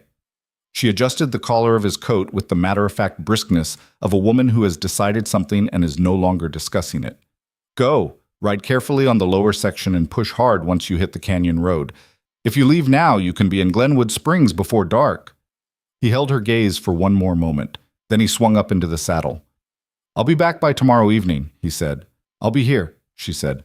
He rode out through the gate at a collected canter, the roan finding its stride easily in the packed snow of the ridge road, and Margaret watched him until the road curved through the first stand of aspens and took him out of sight. Then she went back into the house, put on a second pot of coffee, and sat down at the kitchen table with the oilcloth envelope in front of her to think through every contingency she had not yet accounted for. There were 3. She spent an hour on each. Victor Hale returned from Denver on Sunday. Margaret knew it before she saw him, because Redstone Hollow was a small town, and small towns had a circulatory system of information that moved faster than horses. She was at the Briggs house in the early afternoon, Frank Briggs's boy still fighting the ear infection, needing a second assessment, when young Tommy Briggs came in from the yard with the news that Mr. Hale's coach had come up Commerce Street about an hour past, moving fast, and that Hale himself had gone straight to his office building without stopping at the hotel. Margaret finished examining the boy's ear, adjusted his medication, gave Eleanor Briggs instructions with the calm precision she applied to all her patient conversations, and then walked back through the Sunday afternoon streets of Redstone Hollow with the medical bag over one shoulder and the oilcloth envelope pressed flat against her body inside her coat, which was where it had been for the past 24 hours. She had expected this. She had, in fact, prepared for it. What she had not quite prepared for was Hale himself appearing on the street in front of her before she reached the edge of the commercial district, stepping out from the side door of his office building with Greer 2 steps behind him, and stopping directly in her path with the particular deliberateness of a man who has been waiting for her. She did not stop walking until she was 5 feet from him. Then she stopped, because walking into him would have been undignified, and Margaret Hale did not do undignified things. He looked different from the last time she had seen him through the window of the ranch house. There was something beneath his normal, controlled surface, something pushed upward by pressure, like rock strata forced up by what moves underneath. His eyes were doing the particular thing that eyes did when a person was working very hard to appear calmer than they were. He had been to his office. He had found the filing cabinet as she and Lucas had left it, undisturbed to the eye, the latch properly seated, nothing obviously moved. But he was, she now understood, meticulous in ways that were not visible. He knew, or suspected. And a man like Victor Hale, with a guilty conscience the size of a mine shaft, did not need certainty to move. "Mrs. Grant," he said. He gave the name a particular weight that was not quite a sneer but was several degrees south of respect. "Mr. Hale," she said, "I'd like a word with you." It was not a request. "I'm on my way to see a patient," she said. This was not true, but it was the kind of statement that was difficult to argue with publicly, in the street, in front of any of the dozen people who could at this moment see or hear them. "This won't take long." He moved slightly, not blocking her physically. He was too practiced for something so crude, but repositioning in a way that made the path forward feel occupied. "I've had some concerns about activity on my property. I thought perhaps you might have information." She looked at him with the same direct, unhurried steadiness she used on patients who were frightened and covering it with aggression. She had treated many such patients. "I don't know what you mean," she said pleasantly. "I think you do." His voice dropped slightly, taking the conversation out of the public register and into something more private. "Your husband has had a long-standing grievance with my company, an old grief that I've always considered misguided. I've tried to be patient with it." He paused, letting the word patient do a specific and ugly kind of work. "I would hate for that grief to lead him, or the people close to him, into decisions that couldn't be undone. She held his gaze. "Are you threatening me, Mr. Hale?" "I'm offering advice," he said, "from a neighbor." "That's generous," she said. "I'll pass it along to my husband when he returns." Something flickered in his eyes. "When he returns from where?" She smiled at him, not warmly, not the smile of a woman in a social exchange, but the precise and controlled expression of a woman who knows exactly more than the man in front of her does. "He went to see about some cattle," she said. "Good day, Mr. Hale." She walked past him. Greer behind Hale shifted slightly, a subtle movement that registered in her peripheral vision. She kept walking. Her back was very straight, and her pace was exactly the same as it had been before the conversation, because she had learned long ago that the moment you changed your pace was the moment you told the other person something useful about your state of mind, and she was not in the business of giving Victor Hale useful information. She did not look back. She walked around the corner onto Birchwood Lane, and then, once out of sightline, she took one long, controlled breath and kept walking. Her heart was doing something emphatic that she declined to acknowledge. She spent Sunday night at her cabin rather than riding back up the ridge in the dark. She had anticipated this possibility and packed for it.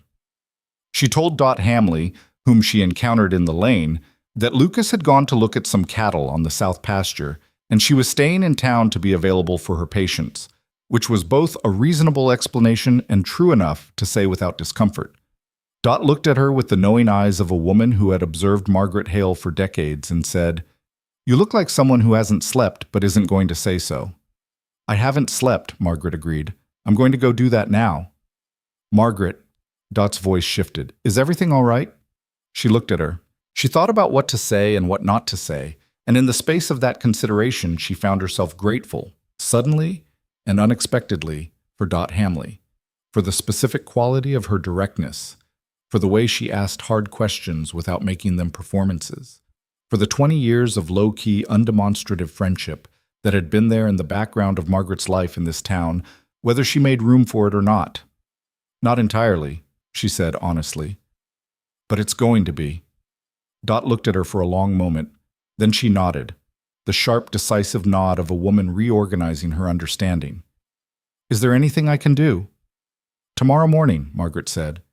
"If a man comes to town asking for me before I've come downstairs, a man in official capacity, let him in and wake me. Don't send him away." Dot's eyebrows moved slightly. "What kind of official capacity?" "County," Margaret said.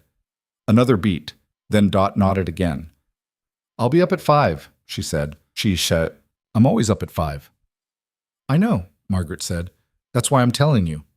She went inside and put the oilcloth envelope under the mattress with the deliberate impracticality of someone who knows it is the first place a searcher would look but needs it close enough to feel.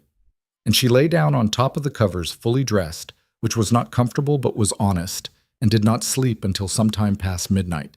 And even then it was the shallow, alert sleep of a person whose body is resting, but whose mind has left a lamp burning. At 6:15 on Monday morning, Dot Hamley knocked on her door and said, through it, "There's a man downstairs, says his name is Crane." Margaret was off the bed and had the envelope in her hand before Dot finished the sentence. Sheriff Aldous Crane was 53 years old, built like a man who had been a serious physical force in his youth and had aged into a different kind of gravity, leaner, more deliberate, with the particular economy of movement that came from decades of situations where the wrong move had real consequences. He had a gray mustache and quiet eyes and a badge that caught the morning light on the table where he'd laid his hat. Lucas sat beside him, exhausted and trail-worn, and looking at Margaret with an expression that carried in it the entire weight of the previous 36 hours, compressed into the simple fact of being back. She sat down across from Crane. She put the oilcloth envelope on the table. "I'm Margaret Hale," she said. "I'm a physician and the wife of Lucas Grant. What I'm going to tell you took 4 men's lives in November of 1895, and I'd like to say it precisely and completely, and I'd like you to listen without interrupting until I'm done." Crane looked at her for a moment. Then he took out a notebook and a pencil. "Go ahead," he said. She talked for an hour and 15 minutes. She laid out the entire shape of it, Thomas Grant and the 3 other men, the original engineer's report, the forced revision, the inquest and its paid participants, The mineral rights acquisitions from grieving families, Edward Corbett in Sable Creek ready to testify. She pushed the documents across the table one by one as they became relevant, watching Crane's face as he read each one. He was a careful reader. He did not perform reactions. He read and absorbed and made his small notations, and when he came to the bottom of the letter with Hale's handwriting, keep it running. Adjust the report. He was still for a long moment in a way that said more than most people's words would have. Lucas sat through all of it without speaking. He answered the 3 questions Crane directed at him, about his father's employment at the mine, about the box of evidence he had accumulated, about the provenance of the foreman's letter found in the work coat, with the same plain brevity he brought to every statement of fact. When it was done, Crane sat back in his chair and looked at the document spread on the table for a long moment. "This foreman's letter," he said. "He's deceased." "Yes, died in 1897. "The 2 workers who gave you statements," he looked at Lucas, "are they still in the valley?" "One is Frank Briggs. The other moved to Utah 7 years ago, but I have his address." Lucas paused. "He told me, when he gave the statement, that he'd be willing to swear it in a court proceeding if it ever came to that." Crane nodded slowly. He looked at the documents again. He tapped the Hale letter once with a finger, the letter with the handwritten authorization at the bottom. "I need to take these into county custody today," he said. "I'll give you a written receipt for each document, witnessed and dated." "That's what I expected," Margaret said. "And Corbett, your contact in Sable Creek, he's prepared to travel?" "He's been prepared for 11 years, she said. "He just needed to be asked properly."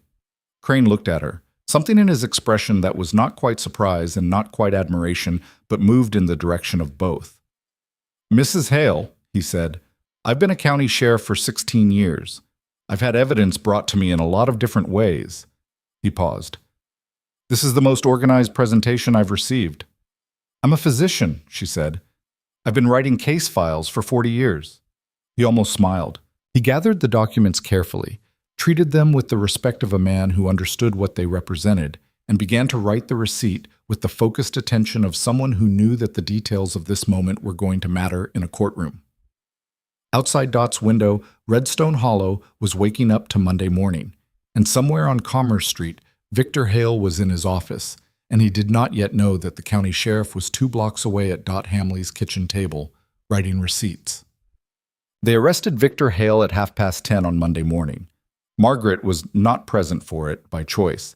She was at the Connolly house when it happened, checking on a child with a persistent cough that had been worrying her for 2 weeks, and she heard the news from Tommy Briggs, who materialized at the Connolly front door approximately 40 minutes after the arrest, with the slightly wild energy of a 12-year-old who has witnessed something significant and run the entire way to report it. "They put Mr. Hale in irons," Tommy said, breathless, "right on Commerce Street. 4 county deputies and Sheriff Crane. Mr. Greer tried to say something, and one of the deputies told him to stand aside, and he did." A pause for dramatic breath. "The whole town saw it. Mrs. Patterson fainted, but I think she was pretending." Margaret finished examining the Connolly boy's chest, noted that the cough was resolving and the fever was gone, gave his mother the all-clear with specific instructions to watch for any return of the symptoms, and then walked out into the winter noon light of Redstone Hollow's main street. The town had a different quality than it had had an hour ago. She felt it before she could name it. Something in the air pressure of the place, in the way people stood on their porches and in their doorways, in the particular quality of the conversations happening in clusters up and down the street. Not celebration exactly. Something more complicated and more real than celebration.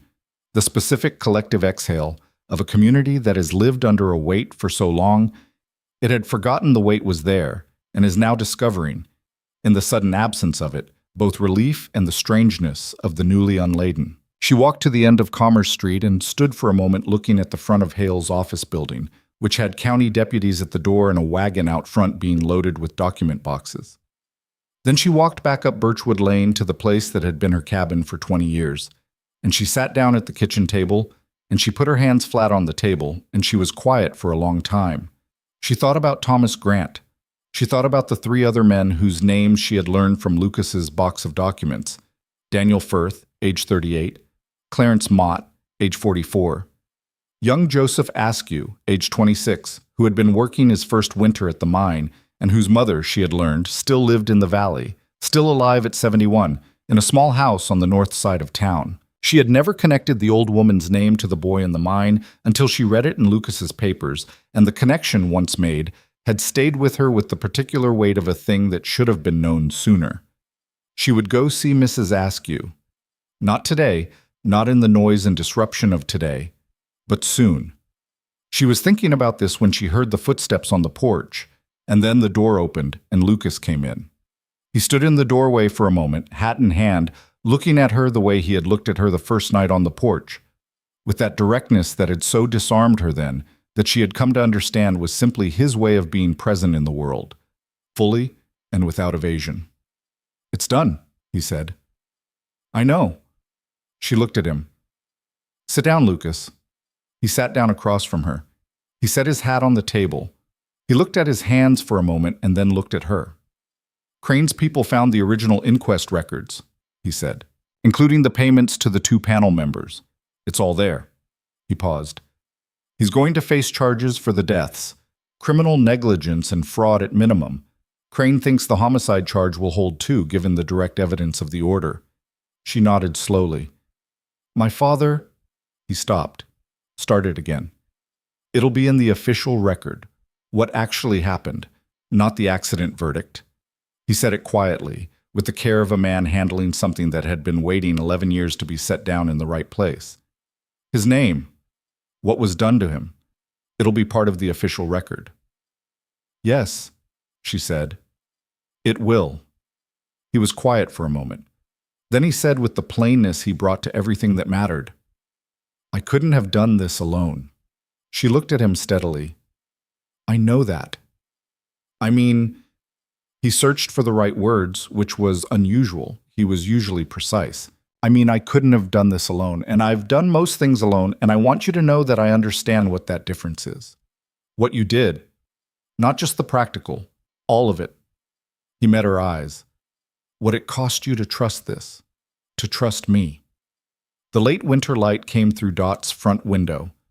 Her window, she corrected herself, her cabin, and fell across the kitchen table between them, and Margaret Hale sat in it and looked at a man who was saying something true in the plainest language available to him, and felt something happen in her chest that she had been feeling in increments for months now, and had been refusing to name.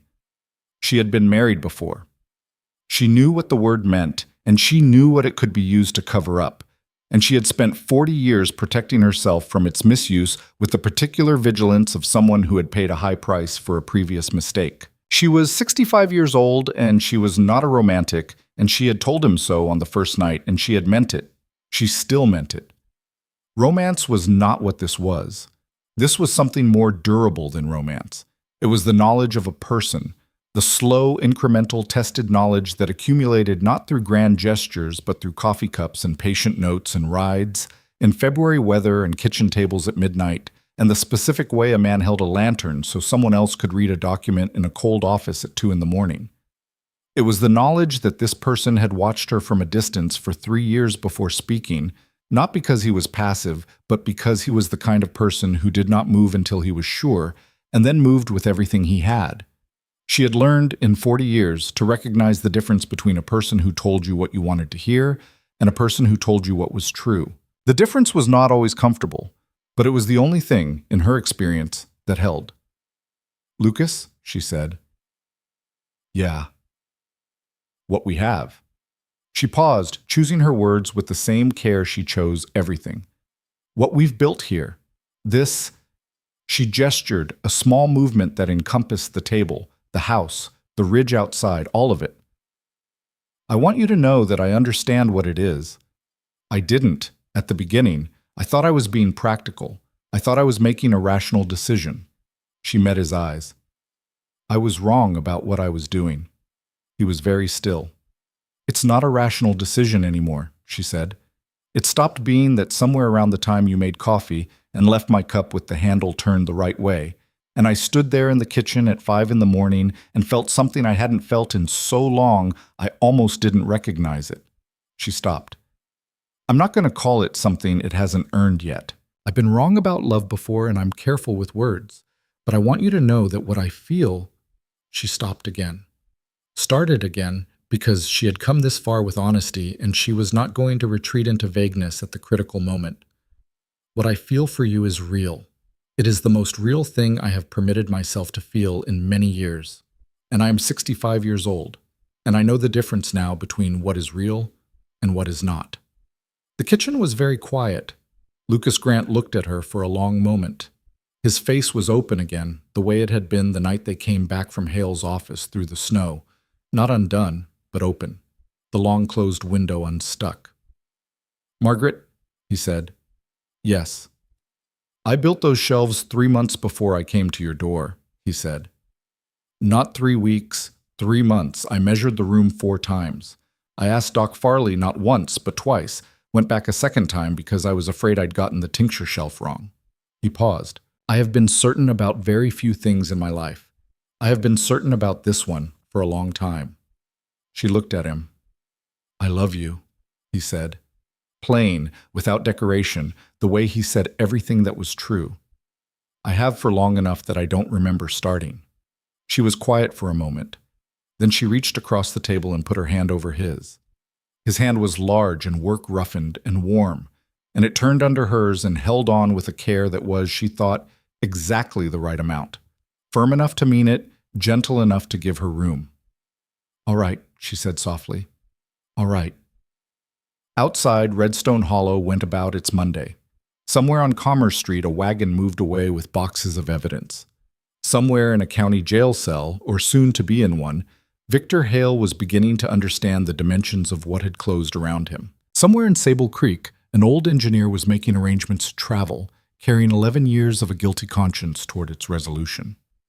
And in a cabin on Birchwood Lane, 2 people sat across a kitchen table in the winter light, holding on to each other's hands, and the afternoon moved around them, unhurried, like water finding its own level. The weeks that followed moved with a different kind of momentum than anything that had come before. The county proceedings were methodical and thorough. Crane proved to be exactly the kind of official Margaret had hoped for, a man who understood that the weight of institutional authority was only useful if it was applied precisely, and who had the patience and the stubbornness to apply it that way. Edward Corbett arrived from Sable Creek in the 3rd week of February, older and quieter than Margaret had expected even from their meeting, moving through Redstone Hollow with the careful bearing of a man presenting himself for a judgment he had long since accepted as overdue. He testified before the county recorder over 2 days. His original report entered into the official record alongside the Halehurst correspondence. And when he was done, he looked, Margaret thought, like a man who had put down something he'd been carrying so long he had forgotten what it felt like to stand upright. Frank Briggs testified. The worker in Utah sent a sworn statement, witnessed and notarized. 2 other former Hale mining employees, emboldened by the proceedings and by the specific knowledge that Hale was in custody and his leverage was dissolving, came forward with their own accounts of conditions at the number 4 shaft and the pressures applied to workers who raised concerns. The inquest verdict was formally vacated in March. The 4 deaths at the Hale Ridge number 4 were officially reclassified from accidental structural failure to criminal negligence resulting in death, with the notation that the deaths were the proximate result of a knowing decision by the company's principal owner to maintain unsafe operating conditions after explicit written warning. Thomas Grant's name was in the official record, stating plainly what had been done to him. Lucas received the notification by post on a Thursday morning. He read it at the kitchen table and then set it down and was quiet for a while, and Margaret sat across from him and let the quiet be what it needed to be. And after a while he looked up and said simply, "Thank you, Dad," to no one visible, in a voice so low she could barely hear it, and she understood that some things were not for her to hear completely, and she looked at her coffee and said nothing, and was glad she was there. The land Hale had acquired from the families of the deceased, including the mineral rights taken from the Firth family and the Mott family in the aftermath of the collapse, became subject to legal challenge as part of the fraud proceedings. It would take time. It would take lawyers and county involvement and the particular slow grinding of institutional process. But it was moving, and the direction it was moving was correct. Victor Hale was held in county custody pending trial. His bail application was denied twice. His lawyers were expensive and capable and working hard, but the documentary evidence was what it was, and Hale's handwriting on the bottom of a letter that killed 4 men was not a thing that could be argued away, only argued around. And Crane's office had closed most of the avenues for that. Greer, the hired man, cooperated with county investigators in exchange for consideration of his own minor charges, and what he knew, and he knew considerably more than he had appeared to, added several additional dimensions to the picture of how Victor Hale had maintained his grip on the valley for 20 years. The town of Redstone Hollow did what small towns do when the architecture of their world changes unexpectedly. It talked and processed and readjusted, and slowly, over the course of those weeks, the particular quality of the air in the valley changed. Margaret noticed it on her rounds, the way people stood at their doors when she came, the way conversations had a slightly different register, a slightly looser quality, as if people were remembering how to say things directly. Mrs. Askew, Joseph Askew's mother, the 71-year-old woman Margaret had resolved to visit, sat with her on a Wednesday afternoon and cried for the first time in 11 years, she said, because she had stopped crying a long time ago when it started to seem like there was nothing to cry toward. "He knew," Mrs. Askew said. "My Joey knew the tunnel wasn't safe. He told me the night before. He said something didn't feel right." She pressed her hands together in her lap. "I told him he was young and didn't know yet, that the company knew what it was doing." She looked at Margaret. "He listened to me." Margaret sat with her for the afternoon. She did not tell her it wasn't her fault because Mrs. Askew was 71 years old and had been doing her own reckoning with that question for 11 years and did not need a physician to tell her the answer. What she did instead was stay and listen and be the kind of present that asks nothing and gives the space for grief to do what it needs to do. She rode back up the ridge in the early evening, the February light going gold on the snow, and when she came into the ranch house, Lucas was making dinner, something he had started doing in January with the casual confidence of a man who had apparently been a competent cook all along and simply hadn't had occasion to demonstrate it. And the smell of it met her at the door. "How was she?" he asked, without turning from the stove. "How did you know I was at Mrs. Askew's?" "Tommy Briggs saw you go in." He glanced over his shoulder. "The boy is everywhere." She hung her coat and her bag and came to stand at the stove beside him. She looked at what he was making. She looked at his profile in the kitchen light. She thought about what she had said at Dot's kitchen table and what he had said back and the particular quality of the weeks since. The way things had shifted again, not dramatically but deeply. The way the season was shifting, in increments that were separately barely perceptible but collectively undeniable. "She's going to be all right," Margaret said. "It'll take time, but she's going to be all right." Lucas nodded. He added something to the pan, adjusted the heat. "The Firth family's lawyer wrote to me," he said. "They're going to pursue the mineral rights claim. He thinks they have a strong case." He paused. He also said that 2 other families who sold land to Hale under pressure, not related to the collapse, but over the years since, are looking at similar challenges. "Good," she said. "It's going to take years." "Most things worth doing take years," she said. He looked at her then, directly, with that quality of full attention that she had thought, on the first night, was disarming, and had since revised to understand was simply the way he regarded things he valued. The lamp above the stove caught his face from the side, the hard-working lines of it, the patient eyes. "I want to do something with the land," he said, "when all of this settles. The North Pasture. There are 3 families, men who worked for Hale and now have nothing because the company's frozen. Good men, people who know cattle and land. I want to—" He searched for the word. "I want to open it up. A cooperative arrangement. Let them work the land, share the operation, build something that belongs to more than one person." She looked at him. "Your father's land," she said. "Yes." "He'd have wanted that." A pause. "Yes, I think he would have." She reached out and touched his arm, not dramatically. Just a hand on an arm, the small and specific language of 2 people who have found their way to each other through something that tested everything they had. He looked down at her hand and then at her face. "I want to build a clinic," she said. "Here, on the property. Not a room, A proper space with a waiting area and a treatment room and enough light. I want to start training someone to carry on the work. There's a young doctor in Millhaven who's been looking for a placement. He'd be good." Lucas was quiet, absorbing this with the seriousness he brought to things that mattered. Then he said, "How much space do you need?" She looked at him. The smallest smile, the kind that arrived without her permission and that she had stopped trying to suppress sometime in the middle of February. "I'll draw you a plan," she said. He nodded. "I'll build it in the spring." She believed him. She had stopped being surprised by the things she believed about Lucas Grant. The believing had become, like so many other things between them, simply natural, the ordinary weather of a life shared with someone who had earned it. Outside, the last of the winter light was fading on the ridge, and the valley below was beginning to fill with the particular blue of mountain dusk. And somewhere down there, Redstone Hollow was settling into another evening, changed and not entirely done changing, carrying its dead and its living both forward into a spring that was still weeks away but was, unmistakably, coming. She stayed at the stove beside him. Neither of them moved away. The kitchen was warm and the dinner was almost ready, and the ridge outside was quiet under its snow, and she was 65 years old, and she was exactly where she had, without knowing it, been trying to get to for a very long time. Spring came to the North Ridge the way it always came to high country.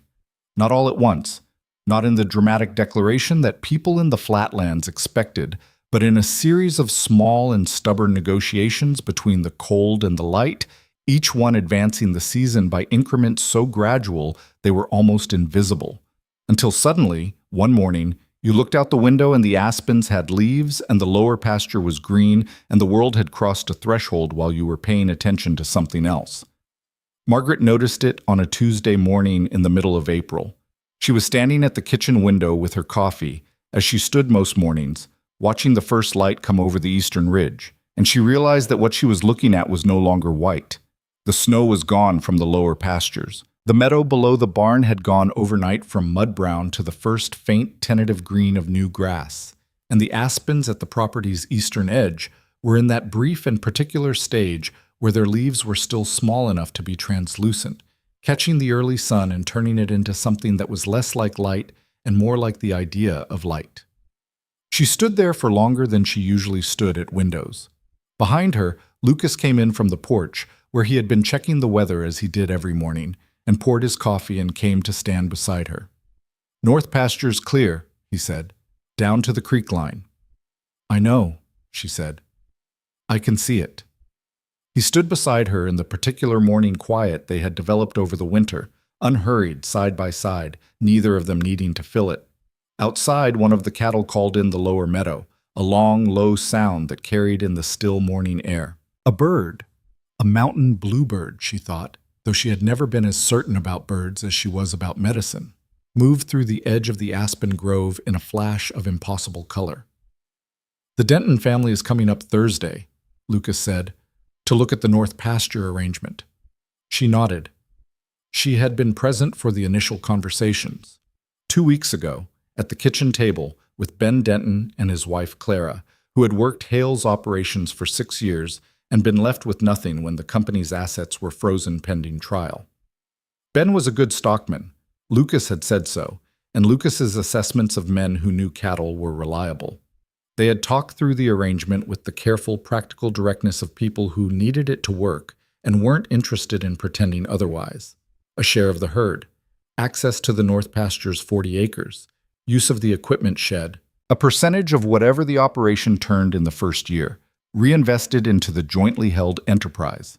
The Denton children, 3 of them, between the ages of 4 and 11, had sat in the main room during the conversation and been very quiet, with the particular quality of quiet that children have when they understand that the adults nearby are deciding something important. "And the Harveys are coming Saturday," she said. "And the Harveys are coming Saturday," he agreed. 3 families in total.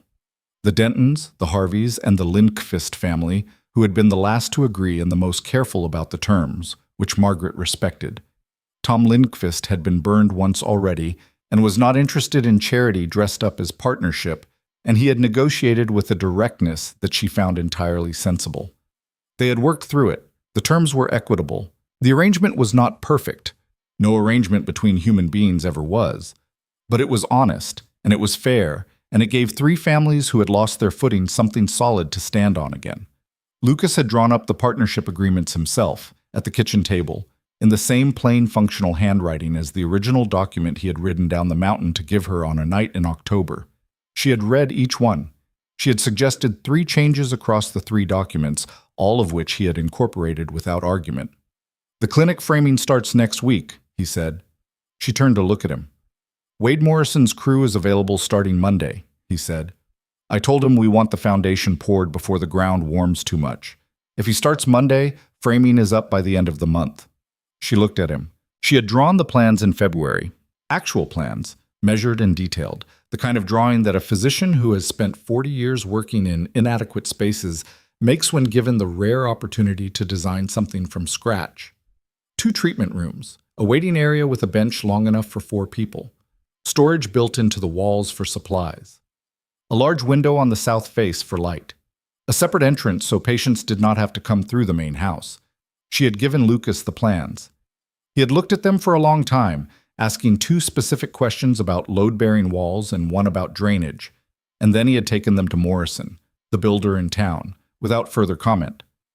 She had not asked him what Morrison said because she had learned by now that Lucas Grant did not report back on things he had decided to handle, and that this was not withholding but simply the way he operated. He moved when he was ready, and he finished what he started. "The south window," she said. "Did you tell him about the south window?" "First thing I told him," he said. "He's building the frame to take a double-width sash." She turned back to the window. The bluebird had gone. The meadow grass moved slightly in a small morning wind.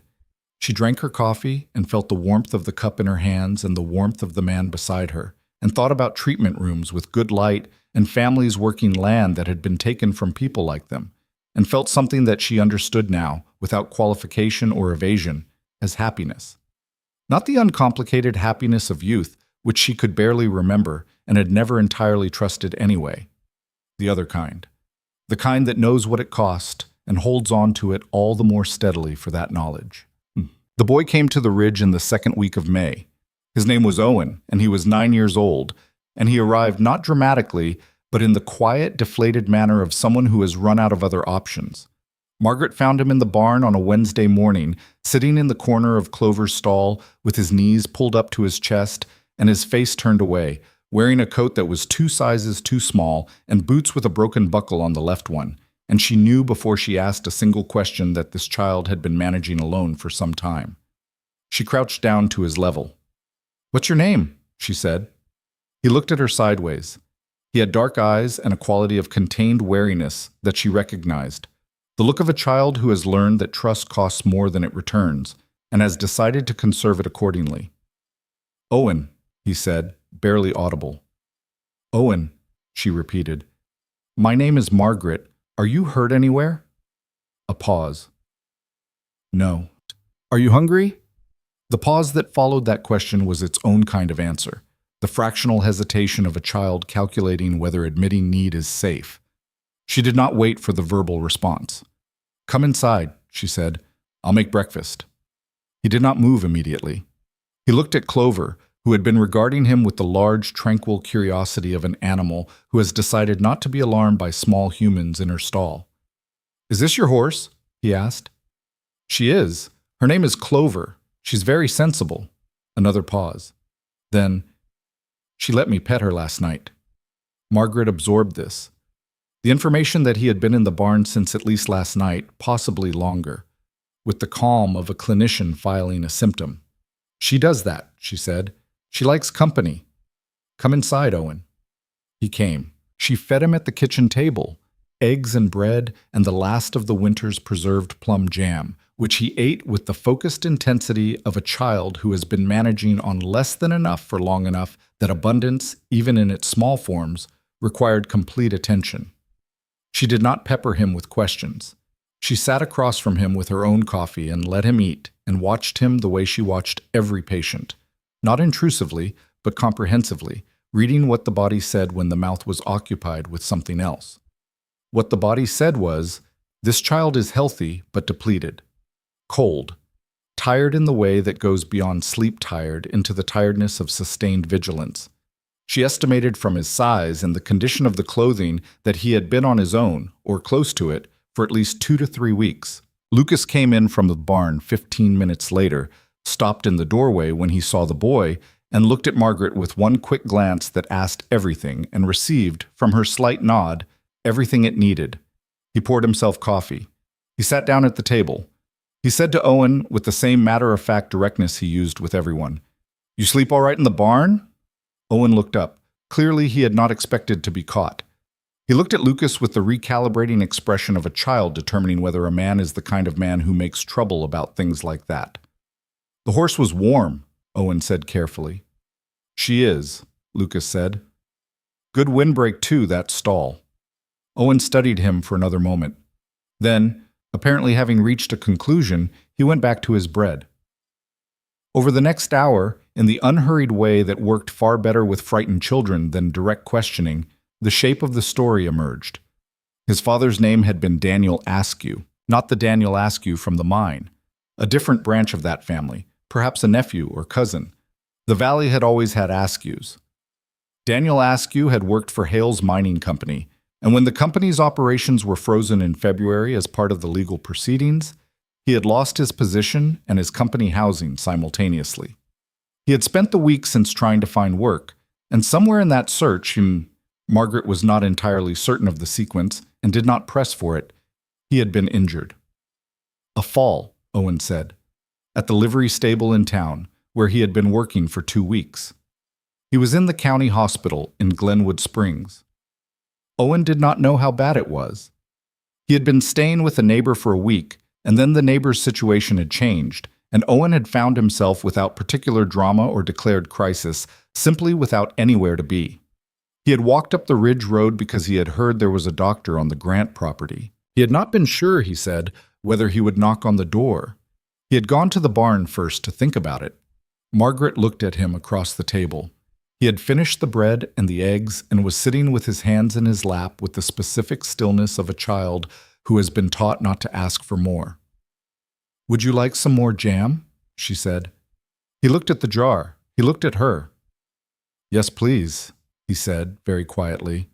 She got the jar and put it on the table and pushed the bread toward him and said nothing else, and he made himself another piece with the careful, deliberate attention of a child savoring something. And she watched him and thought about the room at the eastern end of the house that had once been a storage room and had been cleared out in the fall, but not yet put to any specific use. She looked at Lucas. He was looking at the boy with an expression she recognized, the same quality she had seen in his face the first night on the porch, when he had said things that were true in the plainest language available to him. He was thinking, but his face was open, not closed, the way it went when he was thinking toward something rather than around it. He looked up and met her eyes. She raised an eyebrow, the smallest question. He nodded, the smallest answer. She looked back at Owen. "Owen," she said, "we're going to find out how your father is. I'm going to write to the hospital in Glenwood Springs today.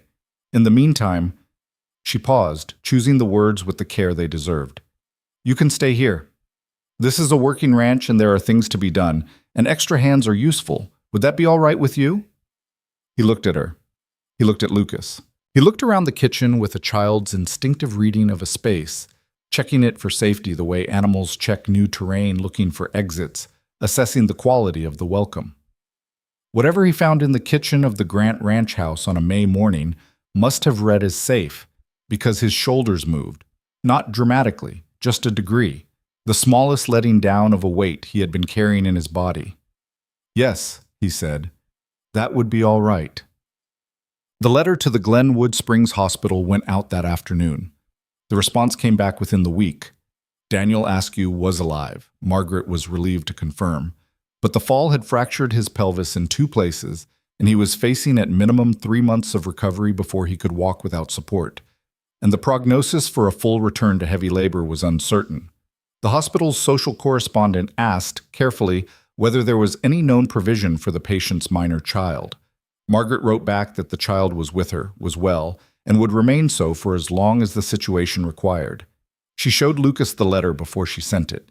He read it and handed it back and said, 3 months is a long time for a 9-year-old to wait. It is, she said. He's good with the horses, Lucas said. Not casually, with the particular specificity of a man making an observation that has weight behind it. Better than good. He's got a natural feel for them. I showed him the right way to curry clover yesterday, and he had it in 10 minutes. I noticed, she said. He spent 2 hours in the barn this morning. A pause. If his father can't go back to heavy work, then we'll address that when we know what the situation is, she said. For now, he stays, he has a room, he helps with what he can help with, and I am going to see about getting him into the school in town in September. Lucas looked at her. September. He can't read past a first-grade level, she said. He told me so himself, which took some courage, because children don't like admitting things like that. He's going to need to catch up. She paused. He's not unintelligent. He's just been managing survival instead of education, and there's a difference. Lucas was quiet for a moment. Then, I can work with him in the evenings, reading. She looked at him. You can? My father taught me, he said simply. I remember how. She thought about Thomas Grant, patient and quiet, teaching his son to read in the evenings after a long day's work. She thought about what it meant to pass something forward, not just land or money or practical knowledge, but the quieter things, the sitting down together things, the things that told a child that their mind was worth the time. Yes, she said. Do that. Owen, informed of the evening reading arrangement, received it with the wariness of a child who had learned to be suspicious of educational offers, and then, on the first evening, sat at the kitchen table across from Lucas with a McGuffey reader between them and worked through it with a concentration so complete and so determined that Margaret, watching from across the room, felt something happen behind her sternum that she had no clinical category for. By the end of the first week, Owen had stopped looking at the doors. The clinic was framed by the end of April and roofed by the third week of May. Wade Morrison's crew worked with the particular focused competence of men who had been told exactly what was needed and trusted to execute it, and Lucas was on site every day, not supervising exactly. Morrison did not need supervision, but present, the way he was present for everything that mattered on the property, attentive and available and unhurried. Margaret walked through the framed structure one afternoon in mid-May, when the walls were up and the windows were in, but the interior finish work had not yet begun.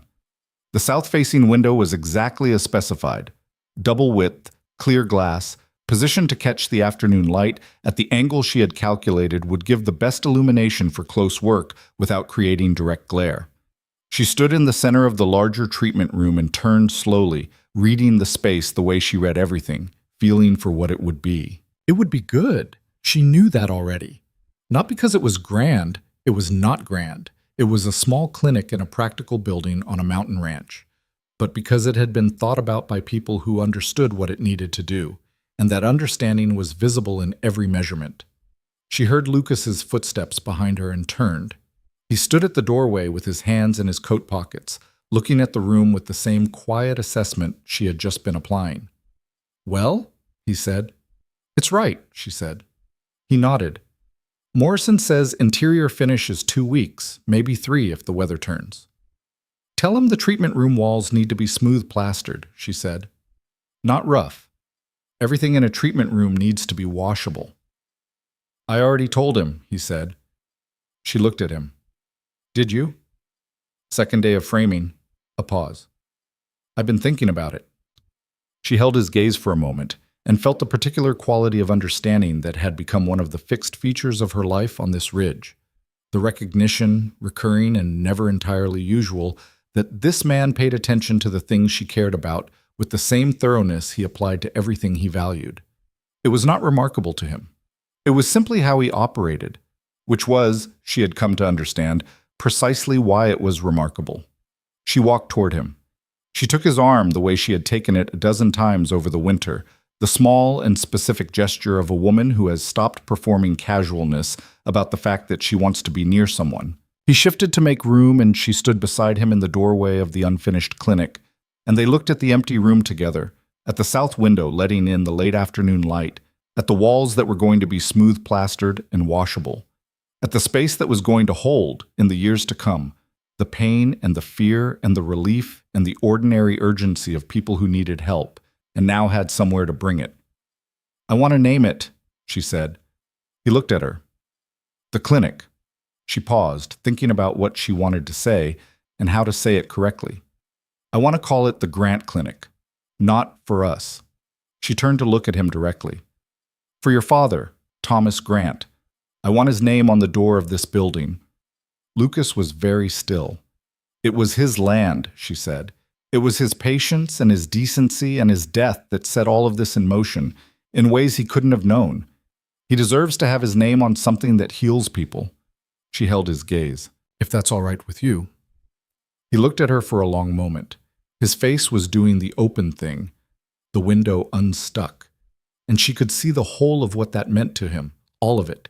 The 11 years and the box under the bed and the inquest verdict and the way he had said thank you, Dad, in a voice barely above a whisper on the morning the notification came. "Yes," he said. "That's all right with me." She nodded. She turned back to the window. "Thomas Grant Clinic," she said, trying it out in the afternoon air. It sounded right. It sounded like something that would stay. The young doctor arrived in June. His name was Peter Halverson, 28 years old, recently completed his medical training in Denver, and he came to the Ridge on a warm morning with 2 bags and a willingness that Margaret found refreshing after the decades she had spent working with men who confused confidence with competence. He was not sure of himself in the specific ways that good young physicians are not sure of themselves. He asked questions. He admitted uncertainty. He watched her hands during procedures with the focused attention of someone who understood that technique was not taught in classrooms. She had expected to be patient with him. She was prepared to be patient with him. What she had not expected was how quickly she would find herself genuinely enjoying his company in the clinical space, the back and forth of a good working relationship, the pleasure of watching a sharp mind engage with a difficult case, the particular satisfaction of passing something forward rather than simply carrying it. "You're a good teacher," he told her at the end of his first week. "I'm a thorough teacher," she corrected. "There's a difference. Thoroughness I can guarantee. Good requires your participation." He smiled. He was, she thought, going to be fine. Better than fine. In 5 years he would be very good, and in 10 he would be excellent, and the people of Redstone Hollow and the surrounding ridge would have someone to call at 2 a.m. who would get up and go, without complaint, the way she had gotten up and gone for 40 years. She had been planning her own reduction. Not retirement. She was 65, not dead, and the idea of not working was genuinely unappealing. But a reduction. 3 days a week instead of 5. The most complex cases, the deliveries, the things that required her specific 40 years of accumulated knowledge. Halverson would carry the rest. She had not told him this was the arrangement. She had let him discover it by doing the work. And he was discovering it with the equanimity of someone who had chosen this life with full knowledge of what it required. Owen helped the doctor carry his bags to the small room that had been prepared for him in the clinic building, which now served also as a residence for the physician on site. Owen had decided, apparently on his own initiative, that this was his responsibility, and Halverson had accepted the assistance with the good-natured directness of a young man who did not condescend to children. "You live here?" Halverson asked him, taking in the ranch house and the barn and the cooperative families working the north pasture.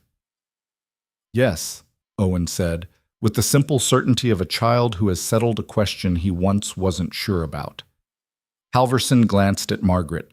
She looked back at him with the calm of a woman who has stopped feeling the need to explain everything. "He does," she said. "He's ours." The word landed in the air between them, and she heard it as she said it and found that it was entirely accurate. Not ours in the sense of ownership or formality. Daniel Askew was recovering in Glenwood Springs, slower than hoped, but steadily, and whatever the future held for that relationship was still being written. But ours in the sense that mattered, the sense of belonging, of being claimed and claiming back, of a child who had come to a barn one night with nothing and found, by morning, that the door was open. Victor Hale's trial took place in Glenwood Springs in September, and it lasted 11 days. Margaret attended for 3 of them. The days when Corbett testified, and the day when the documentary evidence was formally entered into the record, and the final day, when the verdict came in. Lucas attended all of it, sitting in the county courthouse gallery with the patient stillness she had known from the first night, watching the proceedings with the expression of a man who has waited a long time for something and is prepared to wait however much longer it takes. The verdict, when it came, was what the evidence required it to be. Victor Hale was found guilty on 3 counts: criminal negligence resulting in the deaths of Thomas Grant, Daniel Firth, Clarence Mott, and Joseph Askew; fraud in the conduct of the 1895 inquest; and the unlawful acquisition of land through duress and misrepresentation from the families of the deceased. The sentencing was set for October. Edward Corbett sat 2 rows in front of them in the gallery. He was quiet during the reading of the verdict, and when it was done, he sat for a long time with his hands between his knees, looking at nothing visible. Then he turned and found Lucas's eyes across the rows between them, and he held that look for a moment, and Lucas held it back, and whatever passed between them was not forgiveness exactly. That was too simple a word for something so complex. But it was acknowledgement, one man to another, of a shared weight finally set down. Outside the courthouse, in the September afternoon, the air carried the first edge of fall, that particular quality of light and temperature that meant the season was turning. Margaret stood on the courthouse steps beside Lucas, and the town of Glenwood Springs moved around them, and she thought about Thomas Grant and Joseph Askew and Daniel Firth and Clarence Mott, and she let herself think about them completely, without the managed distance she usually maintained from grief. And then she let the moment pass through her and release, the way grief does when it has finally been given the proper form. Lucas stood beside her. He had not spoken since the verdict. She took his hand. He held it. They stood there for a while, not saying anything, while the afternoon moved around them and the aspens along the courthouse road showed the first gold of the season, and it was enough, more than enough, to simply be standing in that light with someone who understood the full weight of the moment they were in. "Are you ready to go home?" she said eventually. He looked at her. He looked at the courthouse one more time. Then he looked back at her. "Yes," he said, "let's go home." October came in gold and cold, the way October always came to the North Ridge, and the Thomas Grant Clinic had been seeing patients for 3 weeks when the morning arrived that Margaret would, years later, return to in memory as the one that contained everything she needed to know about the shape her life had taken. She was on the porch, early, before the household was fully awake, in the particular solitude of a woman who had always risen before the world and would continue to do so until she couldn't. The valley below was still in shadow, the sun not yet over the eastern ridge, and the air had the specific quality of autumn mountain mornings, cold enough to be serious, clean enough to carry every sound clearly, the aspens in the lower grove showing their full October gold so that the hillside looked lit from within. Behind her, through the kitchen window, she could hear the small sounds of the house waking up. The particular thump of a 9-year-old boy getting out of bed in the manner of someone who is physically incapable of quiet in the mornings. The lower sound of Lucas already in the kitchen, already making the coffee, already beginning the day with the unhurried competence that was his natural weather. Below, in the north pasture, the Denton family's cattle were moving in the early light, and she could see Ben Denton's figure at the far fence line, doing the morning check with the same rhythm as Lucas 100 yards uphill. The Harvey operation had set up on the eastern section, and on clear mornings she could sometimes see smoke from their chimney beyond the tree line. The Lindqvists had started their foundation in August and would have walls by Christmas. The clinic was quiet at this hour, but it had not been quiet yesterday. It had not been quiet the day before that. Halverson had handled 4 patients on Wednesday alone, including a child with a broken wrist that he had set cleanly and well, and she had stood in the doorway of the treatment room and watched him work and thought, "This is what it is to build something that outlasts you." The door behind her opened, and Owen came out onto the porch, still in his nightshirt, his feet bare on the cold boards, with the absolute imperviousness to low temperatures that seemed to be a specific property of 9-year-old boys. "It's cold," Margaret said without turning around. "I know," he said.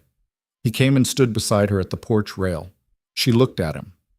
He was looking at the valley below with the absorbed attention he brought to outdoor things, watching the cattle move in the morning shadow, watching the light advance down the hillside. He had put on 2 inches since May. His hair needed cutting. The boots Lucas had bought him in August were already getting tight. She had written twice to Daniel Askew in Glenwood Springs.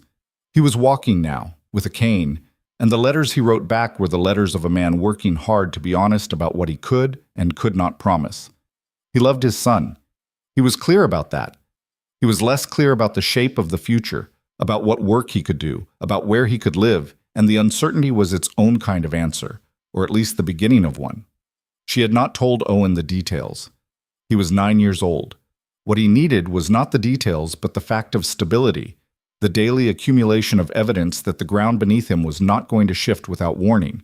She was providing that evidence. So was Lucas. So was the routine of the ranch, the morning chores, the evening reading at the kitchen table, the way Clover pushed her nose against Owen's shoulder when he came into the stall, and he had stopped looking surprised when she did it. "Margaret," he said. "Yes. Is this... Are we..." He stopped, started again, with the particular determination of a child who has decided to ask a hard thing. "Are we a family?" She was quiet for a moment. She thought about the word family.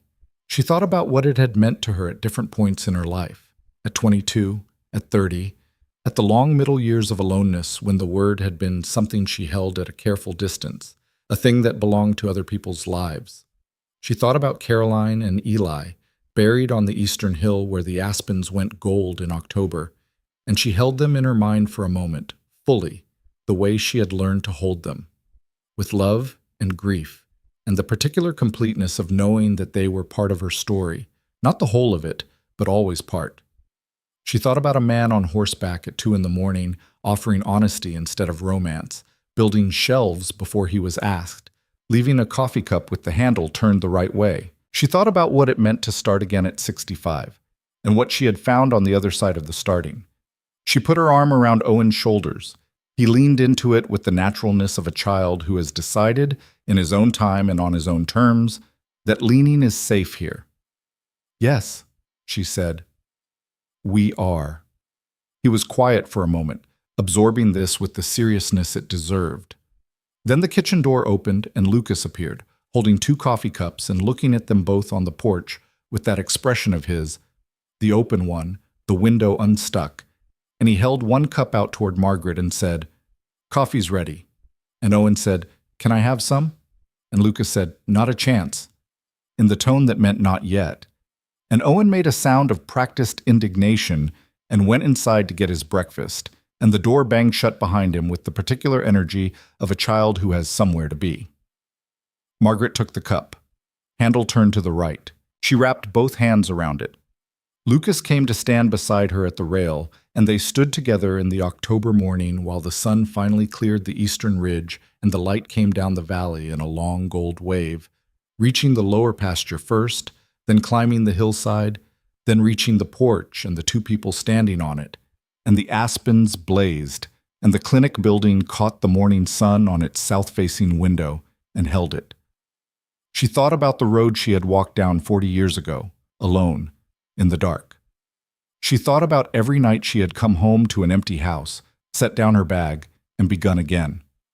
She thought about the tremor in her right hand that was still there, that would always be there, that she had finally told Lucas about one evening in February, and he had listened and said nothing except, after a moment, "Then we adjust." 2 words that had rearranged something fundamental in her understanding of what it meant not to be alone. She was 65 years old. She had delivered 342 babies, by her count. She had lost children she loved. She had survived a marriage that broke her, and a life that tried, in its harder seasons, to make her believe that surviving was the same as living. She had signed a document at a kitchen table on a cold November morning, and climbed a ridge road that she did not know and walked into a house where a man had built shelves to a careful specification and left a light on. She had learned in the months since that courage was not something you used up. It was something you practiced. That it did not diminish with age, only changed its form. That the chapters you thought were your last were sometimes only your preparation for the ones you hadn't yet imagined. The valley below was fully in sunlight now, the shadows pulled back to the western walls, the world of Redstone Hollow visible in the clear October morning, the rooftops, the smoke from the first fires of the day, the road that ran through it from the canyon mouth to the ridge, The road she had walked 1,000 times and would walk again. Somewhere on that road, in a schoolroom at the edge of town, a place had been reserved for a 9-year-old boy starting in the spring, and Halverson had 3 patients scheduled for the afternoon, and 3 families were building something new on land that had been restored to honest use, and a man named Thomas Grant had his name on a building that healed people.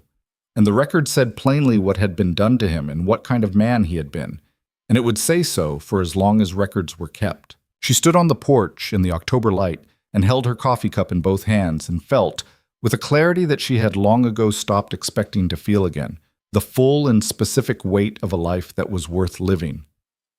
"Lucas?" she said. "Yeah." She turned to look at him.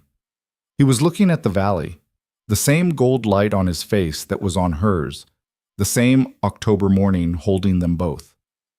"Thank you," she said, "for coming down that mountain." He turned to look at her.